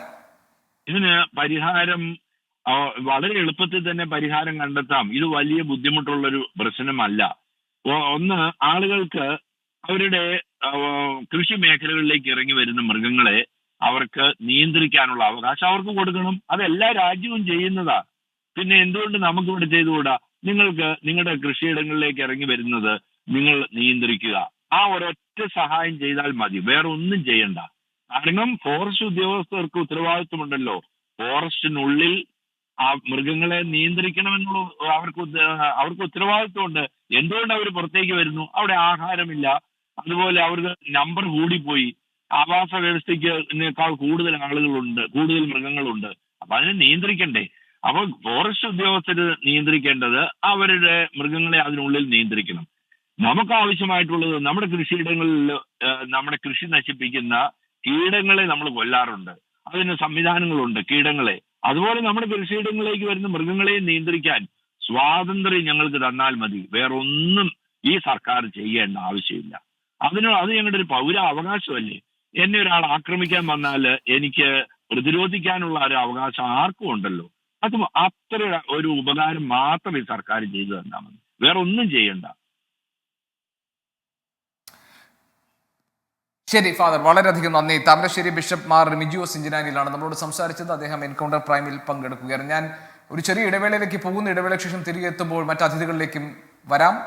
എന്താണ് ഈ പ്രശ്നത്തിനുള്ള ശാശ്വതമായ പരിഹാരം? മലയോര മേഖലയിൽ കഴിയുന്നവർ വന്യജീവി ആക്രമണ ഭീഷണിയിൽ കഴിയേണ്ടി വരുന്ന സാഹചര്യം നമുക്ക് ചുറ്റുമുണ്ട്. ആ പ്രശ്നത്തിന് പരിഹാരം കാണാൻ ഉള്ള ആത്മാർത്ഥമായ ശ്രമം സർക്കാരിന്റെ ഭാഗത്തുനിന്ന് ഉണ്ടാകുന്നുണ്ടോ? വനം വകുപ്പിന് ഇത് നേരിടുന്നതിൽ വെല്ലുവിളികൾ അനുഭവിക്കേണ്ടി വരുന്നുണ്ടോ? ഇതൊക്കെയാണ് നമ്മുടെ ചർച്ചയുടെ പരിധിയിലേക്ക് വരുന്നത്. ചർച്ചയിലേക്ക് വീണ്ടും അതിരപ്പള്ളി 5ാം വാർഡിലെ മെമ്പർ ശ്രീ ജയചന്ദ്രൻ ഈ ചർച്ചയിൽ പങ്കെടുക്കാൻ നമ്മളോടൊപ്പം ഉണ്ട്. ശ്രീ ജയചന്ദ്രൻ, ഈ ഇന്നലെ ഉണ്ടായ 2 മരണം, ആ 2 മരണങ്ങൾ കാട്ടാന ആക്രമണത്തിൽ ഉണ്ടായ അപകടങ്ങളാണെങ്കിൽ ഞായറാഴ്ച രാത്രി കാട്ടാനയുടെ ആക്രമണത്തിൽ മരിച്ച സെബാസ്റ്റ്യന്റെ മരണം, 20 വയസ്സുള്ള സെബാസ്റ്റ്യന്റെ മരണം, അത് വനം വകുപ്പിന്റെ വീഴ്ച കൊണ്ട് സംഭവിച്ചതാണ് എന്ന് പഞ്ചായത്ത് പ്രസിഡന്റ് റിജേഷ് പറഞ്ഞു. അതേ അഭിപ്രായമാണോ വാർഡ് മെമ്പർക്കും ഉള്ളത്?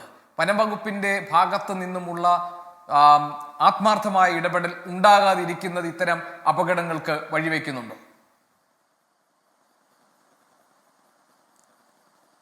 തീർച്ചയായിട്ടും സെബാസ്റ്റ്യൻ്റെ മരണം നമ്മൾക്ക് എല്ലാവർക്കും ഒരു തീരാവേദന സൃഷ്ടിച്ചൊരു സംഭവം തന്നെയാണ്. 2 ദിവസങ്ങൾക്ക് മുൻപ് ബഹുമാനപ്പെട്ട ചാലക്കുടി MLA നേതൃത്വത്തിൽ ആ ഉന്നതിയിൽ ഒരു പരിപാടിയിൽ സംബന്ധിച്ച് ഞങ്ങളെല്ലാവരും ജനപ്രതിനിധികൾ, പഞ്ചായത്ത് പ്രസിഡന്റ് അടക്കമുള്ള ജനപ്രതിനിധികളെല്ലാവരും അവിടെ ഒരു കൂട്ടം കൂടുന്നതായിട്ട് ബന്ധപ്പെട്ട് അവിടെ ഉണ്ടായിരുന്നപ്പോൾ ഈ സെബാസ്റ്റ്യൻ എന്ന് പറയുന്ന ചെറുപ്പക്കാരൻ വളരെ ക്രിയാത്മകമായിട്ട് എല്ലാ കാര്യങ്ങളിലും അവിടെ ഇടപെടുന്ന ഒരു യുവാവായിരുന്നു. ആ യുവാവിൻ്റെ മരണം ശരിക്കും പറഞ്ഞാൽ ഞങ്ങൾക്ക് ജനപ്രതിനിധികളിലും ഞങ്ങൾക്ക് മറ്റ് ഉന്നതിയിലെ ആളുകൾക്കൊക്കെ ഒരു തീരാ നഷ്ടമുണ്ടാക്കിയിരിക്കുമ്പോഴാണ് അടുത്ത ദാരുണമായ സംഭവം ഉണ്ടായിട്ടുള്ളത്. എനിക്ക് മുമ്പേ പറഞ്ഞ പാനലിസ്റ്റുകൾ പറഞ്ഞതുപോലെ ചാലക്കുടി DYSP ഈ വിഷയത്തിൽ അന്വേഷണം നടത്തുന്നതായിട്ട് അറിയാൻ കഴിഞ്ഞിട്ടുണ്ട്. എനിക്ക് പറയാനുള്ളത് ഫോറസ്റ്റ് ഉദ്യോഗസ്ഥരുടെ അനാസ്ഥയും ഈ അന്വേഷണ പരിധിയിൽ വരേണ്ട കാര്യമാണ്. എന്താണെന്ന് വെച്ചാൽ ഈ പറയുന്ന അപകടം നടന്ന സ്ഥലം അതിരപ്പള്ളി വിനോദസഞ്ചാര കേന്ദ്രത്തിൽ നിന്നും ഏകദേശം 500 മീറ്റർ മാത്രം മാറിയിട്ടാണ്. സംസ്ഥാന പാതയിൽ നിന്ന് 500 മീറ്റർ മാത്രമുള്ളൂ ഈ പറയുന്ന പുഴയുടെ ഈ തീരത്തേക്കുള്ള ദൂരം. അതിരപ്പള്ളി വിനോദസഞ്ചാര കേന്ദ്രത്തിൽ വനസംരക്ഷണ സമിതിയുടെ 10ഓളം യുവാക്കൾ രാത്രികാലങ്ങളിൽ അവിടെ ഷിഫ്റ്റ് ജോലി ചെയ്യുന്ന, അവർക്ക് വനസംരക്ഷണ സമിതിയുടെ കൂലി കൊടുത്ത് അവരവിടെ ഡ്യൂട്ടിയിലുണ്ടായിരുന്ന ആളുകളാണ്. ഈ അപകട നടന്ന സ്ഥലത്ത് നിന്നും ഒരു വെളിപ്പാട് അകലെയാണ് ഫോറസ്റ്റ് ഉദ്യോഗസ്ഥരും മറ്റും താമസിക്കുന്ന, അല്ലെങ്കിൽ അവരുടെ ക്വാർട്ടേഴ്സുകളും ഫോറസ്റ്റിൻ്റെ ഒരു വലിയ സംവിധാനങ്ങളും ഇതിൻ്റെ ഭാഗമായിട്ടുള്ളത്. അവിടെ ഇങ്ങനെ ഒരു അപകടം നടന്നിട്ടുണ്ടെങ്കിൽ, സഹ പാനലിസ്റ്റ് പറഞ്ഞ പോലെ 3 ദിവസമായിട്ട് അവരവിടെ ഉണ്ടെങ്കിൽ ഈ പറയുന്ന ആദിവാസി വിഭാഗത്തിൽപ്പെട്ട ആളുകൾക്ക് ഒരു അപകടം നടന്നിട്ട് 8:30 മണി ആയപ്പോഴാണ് അത് അറിയാനും തിരിച്ചറിയാനും കഴിഞ്ഞത്. പിന്നീട് ഉണ്ടായിരുന്ന വീഴ്ച എന്ന് പറഞ്ഞാൽ ഈ 2 മൃതദേഹങ്ങളും ചുമന്ന് ആംബുലൻസ് വരാവുന്ന ദൂരത്തേക്ക് ചുമന്നെത്തിച്ചിട്ടും അവിടെ ഈ പറയുന്ന 10 മണി കഴിഞ്ഞതിന് ശേഷമാണ് ഒരു ആംബുലൻസ് സൗകര്യം അവരുടെ ബോഡി ഹോസ്പിറ്റലിലേക്ക് മാറ്റാനായിട്ടുണ്ടായിട്ടുള്ളത്. അരമണിക്കൂറോളം ആ ബോഡി അവിടെ വിനോദസഞ്ചാരികൾ ഉൾപ്പെടെയുള്ള ആളുകൾക്ക് കാണുന്നതിന് വേണ്ടിയിട്ടുള്ള രീതിയിൽ, അവർ വരുന്ന വിനോദസഞ്ചാരികളൊക്കെ കാണാവുന്ന രീതിയിലൊരു ദർശനം പോലെ അവിടെ വയ്ക്കുന്നൊരു സിറ്റുവേഷൻ ഉണ്ടായിരുന്നു. അപ്പോൾ ഇതൊക്കെ തീർത്തും ഒഴിവാക്കേണ്ടതാണ്. ഫോറസ്റ്റ് ഉദ്യോഗസ്ഥരുടെ ഭാഗത്തുനിന്ന്, വനം വകുപ്പുകാരുടെ ഭാഗത്തുനിന്ന് ഉണ്ടായിട്ടുള്ള വീഴ്ചയായിട്ട് മാത്രമാണ് നമുക്കിതിനെ കണക്കാക്കാൻ പറ്റുകയുള്ളൂ. വനം വകുപ്പ് അവരുടെ ആദിവാസി വിഭാഗത്തിൻ്റെ പേരിൽ രൂപീകരിച്ച ഒരു വാഴച്ചാൽ ട്രസ്റ്റിൻ്റെ പേരിൽ രൂപീകരിച്ച ഒരു സമിതിയാണ് ഇപ്പോൾ ഈ വിനോദസഞ്ചാര കേന്ദ്രങ്ങളിൽ ടിക്കറ്റ് കൊടുത്ത് വിനോദസഞ്ചാരികളെ പ്രവേശിക്കുന്നത്. 2 ആദിവാസി വിഭാഗത്തിൽപ്പെട്ട ആളുകൾ മരിച്ചവിടെ കിടക്കുമ്പോഴും ഫോറസ്റ്റ് ഉദ്യോഗസ്ഥർ ഇവിടേക്ക് ടിക്കറ്റ് കൊടുത്ത് ആളുകളെ കടത്തിവിടുന്നതിൻ്റെ തിരക്കിലായിരുന്നു.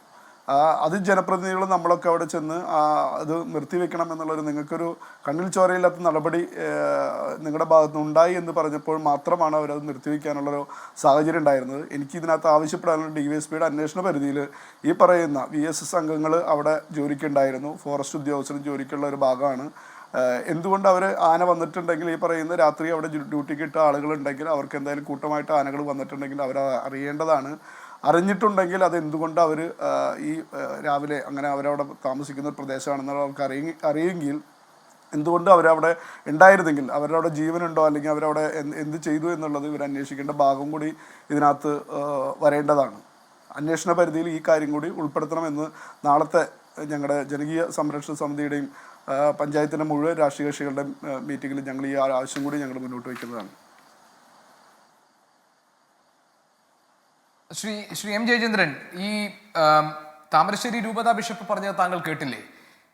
സ്വന്തം കൃഷിയിടത്തിലേക്ക് വരുന്ന വന്യജീവികളെങ്കിലും നിയന്ത്രിച്ചു നിർത്താനുള്ള അവകാശവും അധികാരവും ലഭിച്ചാൽ തന്നെ ഞങ്ങൾ സമാധാനത്തോടുകൂടി കഴിയാൻ ഞങ്ങൾക്ക് പറ്റും, മറ്റൊന്നും ഈ സർക്കാരിന്റെ ഭാഗത്ത് പ്രതീക്ഷിക്കുന്നില്ല എന്നാണ്. സർക്കാരും വനം വകുപ്പും ഒക്കെ എല്ലാ കാര്യങ്ങളും ചെയ്യുന്നുണ്ടെന്ന് താങ്കൾ പറഞ്ഞപ്പോൾ താമരശ്ശേരി ബിഷപ്പിന്റെ പ്രതികരണം നേരെ മറിച്ചാണ്. താങ്കൾ ശ്രദ്ധിച്ചല്ലോ അല്ലേ?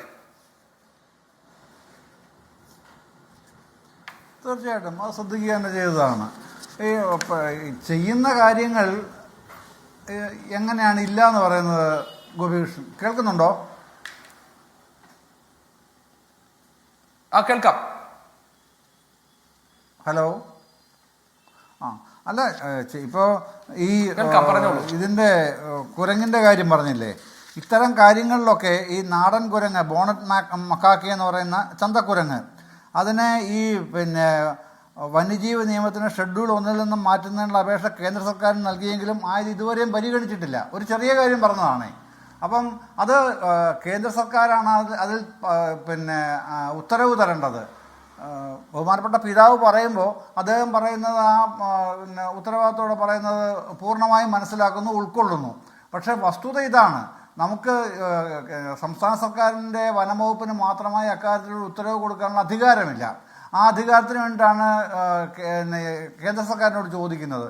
അത് പിന്നെ അതുപോലെ തന്നെ ഈ കാട്ടുപന്നിയെ ക്ഷുദ്രജീവി വെർമിനായിട്ട് പ്രഖ്യാപിക്കണം, ആ പിന്നെ അനുവാദം തരണം. അതിന് സംസ്ഥാന സർക്കാർ വനംവകുപ്പ് കേന്ദ്ര സർക്കാരിന് എഴുതിയിട്ട് തന്നിട്ടില്ല. ഇത്തരം ഒരുപാട് കാര്യങ്ങളുണ്ട് ഗോപികൃഷ്ണൻ. അദ്ദേഹം അത് പറയുന്നതിനെ ഒരു ശതമാനം പോലും ഞാൻ നിഷേധിക്കുകയല്ല. പക്ഷേ നമ്മുടെ മുമ്പിലൊക്കെ സംസ്ഥാന സർക്കാരിൻ്റെ സംസ്ഥാന വനംവകുപ്പിന് മുമ്പിലുള്ള പിന്നെ ഇത്തരത്തിലുള്ള പരിമിതികൾ പ്രതിസന്ധികളായി മാറുകയാണ് പിന്നീട് വരുന്നത്. ഇപ്പം ആദ്യം പരിമിതികളാണെങ്കിൽ പിന്നീട് പ്രതിസന്ധിയാവുകയാണ്. അതിന് നമുക്കെന്ത് ചെയ്യാൻ പറ്റും? സംസ്ഥാന സർക്കാരിന് എന്ത് അധികാരത്തിലാണ് പ്രയോഗിക്കാൻ പറ്റുന്നത്? അത്തരം കാര്യങ്ങളിൽ പിന്നെ അധികാരപ്പെട്ടവരാരാണോ അവർക്ക് തന്നെ ചെയ്യാൻ കഴിയൂ.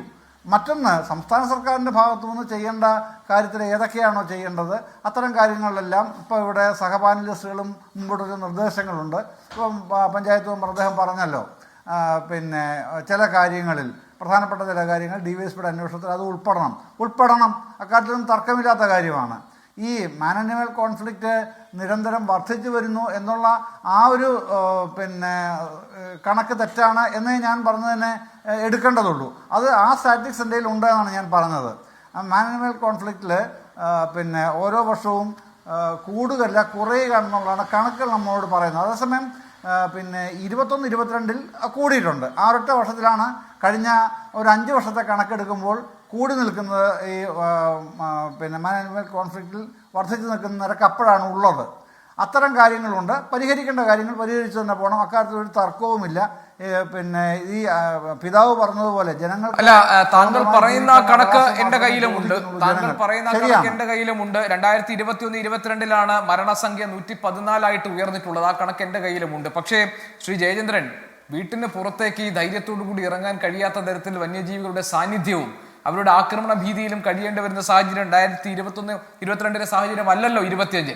അത് കുറെ കൂടി സങ്കീർണമാണ്, അത് കുറെ കൂടി ഭീതിജനകമാണ്, അത് കുറെ കൂടി മരണാസന്നമാണ്. ആ നിലയിലാണ് കാര്യങ്ങൾ മാറിയിരിക്കുന്നത്. അവിടെ സർക്കാരിന് ഈ കണക്കും വെച്ച് മലയോര മേഖലയിലെ ജനങ്ങളെ അഭിമുഖീകരിക്കാൻ കഴിയുമോ?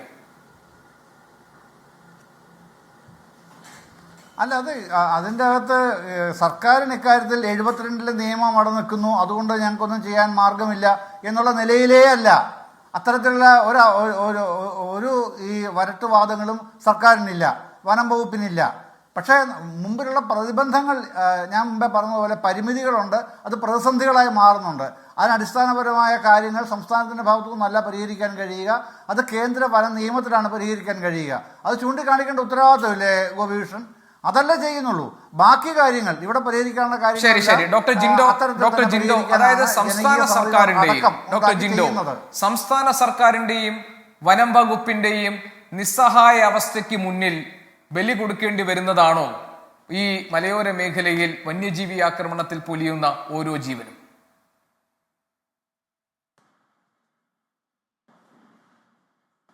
ഒരിക്കലുമല്ല ഗോപികൃഷ്ണൻ. ഇദ്ദേഹം ഈ LDFന്റെ സഹയാത്രികനായിട്ട് വന്നിട്ടുള്ള ശ്രീ ജയേന്ദ്രൻ പറയുന്നത് എത്ര നിസ്സംഗതയോടെയാണ് പറയുന്നത്. അങ്ങനെയൊക്കെ എങ്ങനെ ഈ വിഷയത്തെ പറയാൻ പറ്റുന്നത്? നമ്മൾ കണക്ക് വെച്ചിട്ട് അന്ന് മരിച്ച അത്ര ആളുകൾ ഇപ്പോൾ മരിക്കുന്നില്ല എന്ന് പറഞ്ഞതുകൊണ്ട് ഈ പ്രശ്നത്തെ അഡ്രസ്സ് ചെയ്യാൻ പറ്റും? ഞാൻ ചോദിക്കുന്നത്, ഇവർ തന്നെയല്ലേ ഇതിനു മുമ്പ് പല വന്യജീവി അക്രമം വന്നപ്പോൾ പറഞ്ഞത് RRT സംഘം രൂപീകരിക്കും, അത് കുറേ കൂടി ക്രിയാത്മകമായിട്ട് കുറേ കൂടി ഊർജ്ജസ്വലമായിട്ട് പ്രവർത്തിക്കും. നടന്നോ? അതിരപ്പള്ളി ഭാഗത്ത് നടന്നോ? ഡ്രോണിൻ്റെ പരിശോധന നടന്നോ? അല്ലെങ്കിൽ ഈ പറഞ്ഞ അത്യാധുനിക സൗകര്യങ്ങൾ ഉപയോഗിച്ചുകൊണ്ടുള്ള വന്യജീവി അക്രമം നടന്നോ? ഇല്ല. ഇനി ഈ പറഞ്ഞ മറ്റേ കിടങ്ങുകൾ ഉണ്ടാക്കുന്നതിനും അല്ലെങ്കിൽ ഫെൻസിങ് ഉണ്ടാക്കുന്നതിനും കേന്ദ്ര വന്യജീവി നിയമമല്ലല്ലോ തടസ്സം. അപ്പോൾ അതൊന്നും നടത്തിയില്ല. ബജറ്റ് അലോക്കേഷനിൽ വെച്ചിട്ടുള്ള ഫണ്ട് പോലും കൃത്യമായിട്ട് ചെലവഴിക്കാതെ വരുന്നത്, പദ്ധതികൾ പൂർത്തീകരിക്കാതെ വരുന്നത്, അതൊക്കെ കേന്ദ്രത്തിന്റെ തലയിൽ വെക്കാതെ സംസ്ഥാന സർക്കാരിന്റെ ഉത്തരവാദിത്തമാണെന്ന് മനസ്സിലാക്കണം. ഇനി ഒരു കാര്യം ചോദിക്കട്ടെ, മനുഷ്യർ വേണ്ട ഈ സംസ്ഥാനത്ത്? മനുഷ്യരുടെ നികുതി പണത്തിൽ നിന്നല്ല ഈ വന്യജീവി സംരക്ഷണത്തിന് വേണ്ടി നടക്കുന്ന ഉദ്യോഗസ്ഥർക്കും മന്ത്രിക്കും ഒക്കെ ശമ്പളം കൊടുക്കുന്നത്? അപ്പോൾ ഈ മനുഷ്യർ വേണ്ടേ, കർഷകർ വേണ്ടേ? ഈ വന്യജീവി സംരക്ഷണം കഴിഞ്ഞ് വരുമ്പോൾ നമുക്ക് കഴിക്കാനായിട്ട് എന്തെങ്കിലുമൊക്കെ ഉൽപ്പാദിപ്പിക്കണമെങ്കിൽ ഈ കർഷകർ കൃഷി ചെയ്തുണ്ടാക്കണ്ടേ? അപ്പോൾ വന്യജീവികൾ വേണം, ആവാസ വ്യവസ്ഥയുടെ ഭാഗമാണെന്നൊക്കെ പറയുമ്പോൾ തന്നെ കർഷകരും മനുഷ്യരും വേണമെന്നുള്ളത് ആദ്യം മനസ്സിലാക്കണം. അപ്പോൾ വന്യജീവികളെ വനത്തിന്റെ ഉള്ളിൽ തന്നെ സംരക്ഷിച്ച് നിർത്താനുള്ള ഉത്തരവാദിത്തം വനവകുപ്പ് മന്ത്രിയും വനവകുപ്പും സ്വീകരിക്കണം. മനുഷ്യരെയും കർഷകരെയും ഈ കർഷക ഭൂമിയിലും കേരളത്തിലെ മറ്റാളുകൾ ജീവിക്കുന്ന ഭാഗത്തും സംരക്ഷിച്ച് നിർത്തേണ്ട ഉത്തരവാദിത്തം സർക്കാരും ഏറ്റെടുക്കണം. ഇത് വന്യജീവി വകുപ്പ് മന്ത്രി വന്യജീവികളുടെ വകുപ്പിന്റെ മാത്രം വകുപ്പ് മന്ത്രിയായിട്ട് മാറുക.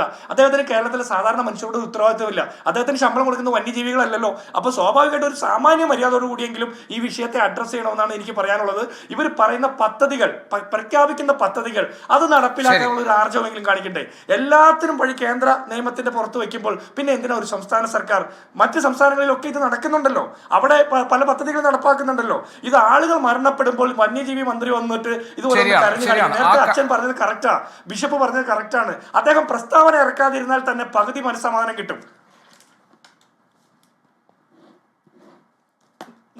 ആ കാര്യങ്ങൾ പരിശോധിക്കപ്പെടേണ്ടതാണ്. ആറളത്തും അതല്ലെങ്കിൽ അതിരപ്പിള്ളിയിലോ എന്നുള്ളതല്ല, വയനാട്ടിലോ എന്നുള്ളതല്ല, ആദിവാസികളാണോ അല്ലാത്തവരാണോ എന്നുള്ളതല്ല, വനമേഖലയോട് ചേർന്ന് കിടക്കുന്ന പ്രദേശങ്ങളിൽ ജനങ്ങൾക്ക് പുറത്തിറങ്ങാൻ കഴിയാത്ത സാഹചര്യം ഉണ്ടാകുന്നുണ്ടെങ്കിൽ അതിൽ നടപടിയെടുക്കുകയും ജനങ്ങൾക്ക് സുരക്ഷ ഉറപ്പാക്കുകയും അവർക്ക് സമാധാനം കൊടുക്കുകയും ചെയ്യേണ്ട ഉത്തരവാദിത്വം സംസ്ഥാന സർക്കാരിനുണ്ട്. അതിന് ഒഴികഴിവുകൾ പറയാതെ പാലിക്കാൻ പറ്റുന്ന കാര്യങ്ങൾ, ചെയ്യാൻ പറ്റുന്ന കാര്യങ്ങൾ ചെയ്തുകൊണ്ട് വേണം ഈ പ്രശ്നത്തിന് പരിഹാരം കാണാൻ, മറുപടി കൊടുക്കാൻ. അതിന് തൊട്ടടുത്ത സംസ്ഥാനങ്ങൾ മാതൃകാപരമായ കാര്യങ്ങൾ ചെയ്യുന്നുണ്ടെങ്കിൽ അതിൽ നിന്ന് പാഠം പഠിച്ചുകൊണ്ട് പ്രശ്നങ്ങൾ പരിഹരിക്കാനുള്ള ആർജവും ശ്രമവും ഉണ്ടാകണം. അതല്ലെങ്കിൽ ഓരോ മനുഷ്യജീവൻ പൊലിയുമ്പോഴും ഒന്നല്ലെങ്കിൽ മറ്റൊരു കാരണം പറഞ്ഞ് തടിയെടുക്കുന്ന, ഒഴിഞ്ഞു പോകുന്ന സമീപനമായിട്ടായിരിക്കും ഈ പ്രദേശത്തെ ജനങ്ങൾ സർക്കാരിന്റെ പ്രവർത്തനങ്ങൾ വിലയിരുത്തുക. ഈ ചർച്ചയിൽ പങ്കെടുത്ത എല്ലാ അതിഥികൾക്കും നന്ദി. എൻകൗണ്ടർ പ്രൈമിന് ഇവിടെ പൂർത്തിയാകുന്നു. മറ്റൊരു വിഷയമായി നാളെ ഇതേ സമയം. Good night.